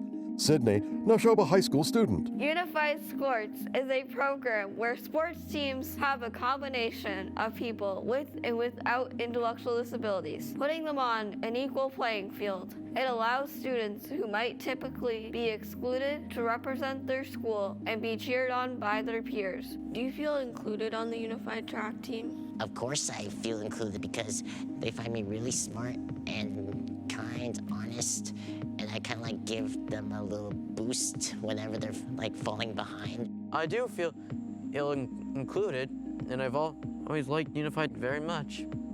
Nolan. I quickly learned how great of a personality everyone's had there, and it led me to realize that I could also be having a great experience by joining Unified Sports. People in Unified Sports are less likely to experience bullying, and they have a more positive outlook on life.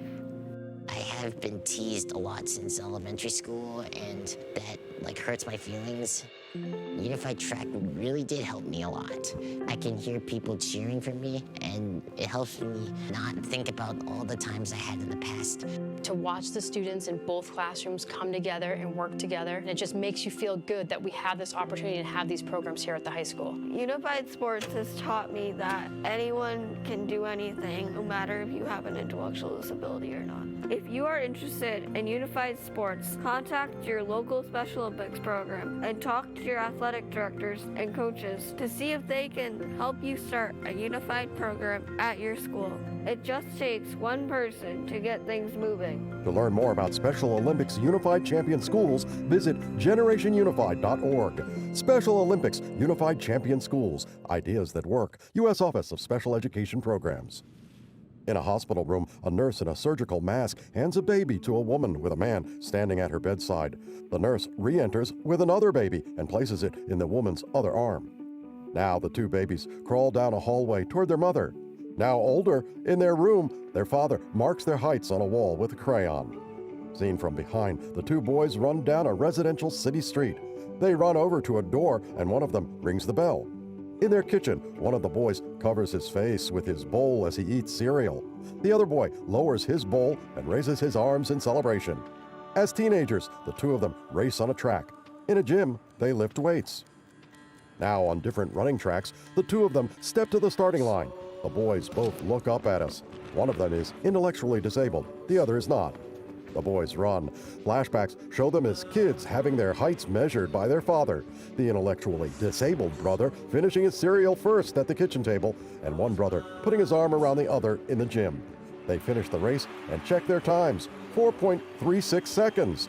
The intellectually disabled brother raises his arms, and his brother stands in the crowd and cheers. Born 4.3 seconds apart. It's the only difference between us. The brothers hug. Special Olympics, specialolympics.org. The Xbox logo. Xbox Game Pass, rated RP to M. Xbox Game Pass for PC. A top-down view shows people carrying guns and flashlights. Soldiers on horseback race toward each other.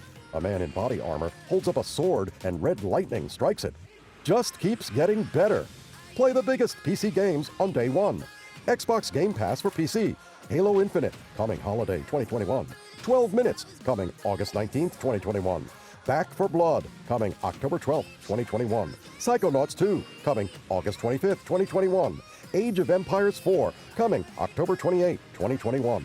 Forza Horizon 5, coming November 9th, 2021. Iconic Bethesda games, Doom Eternal, Fallout 76, Fallout New Vegas, Fallout 3, Wolfenstein 2, The New Colossus, The Evil Within 2. Over 100 plus incredible indies and blockbusters. Yakuza Like a Dragon. 4 people run from an exploding warehouse. Sea of Thieves. A pirate ship emerges from the ocean.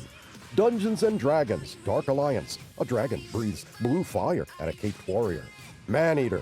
A shark leaps out of the water and slaps a bomb back at a nearby tower. Sable. A cartoon character glides through a desert between enormous curved bones. Plus EA Play on PC. Battlefield 5. A soldier fires a bazooka. The Sims 4. A sim with green and blue hair poses between velvet ropes. Knockout City. Need for Speed Heat. There's never been a better time to join Xbox Game Pass for PC. Xbox Game Pass for PC. Start your first month for $1. Xbox. Microsoft. Outside, kids run in a field. Back to school. Back to friends. In a classroom, 2 girls hug. Back to mentors. A teacher high-fives a student. Back to the field. Kids play soccer. Back to sports. A boy dribbles a basketball in front of a huge crowd of students. Back to learning. Students take part in a virtual learning session. Back to cheering. A crowd of students hold thunder sticks. Back to being unified. Are you ready to get back to it? 2 students fist bump. Special Olympics Unified Champion Schools. Ideas that work. U.S. Office of Special Education Programs. In a school. What will you do when life gets hard? Will you run from it, or will you stay and try to overcome it? Just don't be afraid of the future. Go out into the unknown and try. Witness a movement. 1 person at a time. 1 school at a time. 1 community at a time. Nobody should have to feel like they're not wanted for something that they can't control. It's like I am embracing my inner self. A boy catches a pass and shoots a basket. It's about building something that you're going to eventually look back on and be proud of. Discover the stories of a new generation, the unified generation. These are bonds that can never be broken. I'm never going to forget these moments. It's a beautiful thing. Visit www.generationunified.org. Special Olympics has changed my life so dramatically. I truly realize that what I'm doing is for a great cause. It's helped me a lot to be fearless, in the real world. My friends I've made through Special Olympics are the best people I've ever met in my life. I've made a difference. Now it's your turn to make a difference. We are champions together. Making a difference every day. A ball floating above a girl's open palms becomes the Special Olympics logo. Special Olympics. Discover more. SpecialOlympics.org. The Xbox logo, rated everyone to mature. Xbox Game Pass. A football player takes the field. Xbox Game Pass for PC. Now includes EA Play at no additional cost. A girl with silver hair fires a rocket. Play the best of Electronic Arts on PC. Star Wars Jedi Fallen Order, Madden NFL 21, Star Wars Battlefront 2, Battlefield 5, The Sims 4, Titanfall 2, Star Wars Squadrons, Command & Conquer Remastered Collection. EA Play. Try select EA games early. Enjoy incredible in-game rewards. Apex Legends, Rocket Arena. Get more from the games you love. Dead Space 2. A futuristic helmet covers a man's face and glows blue. Dragon Age Inquisition. A horse on a cliffside rears. Join Xbox Game Pass for PC. Xbox Game Pass, EA Play. Xbox, Microsoft. Athletes competing together with passion and perseverance. Remind us that anything is possible. From our team to yours. Do your best.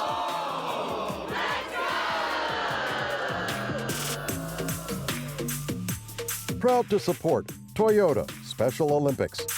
On behalf of everyone from Toyota, we encourage you to start your impossible. Start your impossible. Toyota. Hashtag start your impossible. The Xbox logo. Rated everyone to mature Xbox Game Pass. Welcome to Xbox Game Pass for PC. Master Chief steps out of a pod. Play brand new PC games on day one. A plane flies over a bridge. New PC games added all the time. A dragon tattoo covers a man's back. EA Play, available now. Discover your next favorite game. Join Xbox Game Pass for PC, Xbox, Microsoft. Special Olympics, a basketball hoop and scoreboard. These are our fields, a 20-yard line. A basketball player high-fives spectators, and a soccer player high-fives coaches. These are our athletes. On a court, a kids' basketball team stands in a line. More players run onto the court. And our sports. A flag football player reaches down to pick up a football. A girl takes a corner kick. We're changing the world. Two basketball players reach for a jump ball. A football player throws a pass. A basketball goes through a hoop. A defender and receiver both jump up to catch a football. This is your recruitment letter. Players put their hands in the center of a teammate circle. A soccer player kicks a ball past the defender. A receiver catches a football. Do you have the heart, courage, strength? A soccer player throws a ball back in play. To help take down intolerance. Players high five. A flag football player spins around with a smiling boy sitting on his shoulders. Special Olympics. Play unified. Game on. PlayUnified.org. The Xbox logo, Xbox Game Pass, rated E to M. Xbox Game Pass Ultimate includes Gold plus EA Play plus perks, plus over 100 games. This is what's waiting when you join Xbox Game Pass Ultimate. Xbox Live Gold. Gamers on a gold couch play Xbox, which includes online multiplayer. Spartans on a floating space station fire at each other. Get more games with EA Play. Star Wars Jedi Fallen Order. Titanfall 2. EA Play. Play the best of Electronic Arts.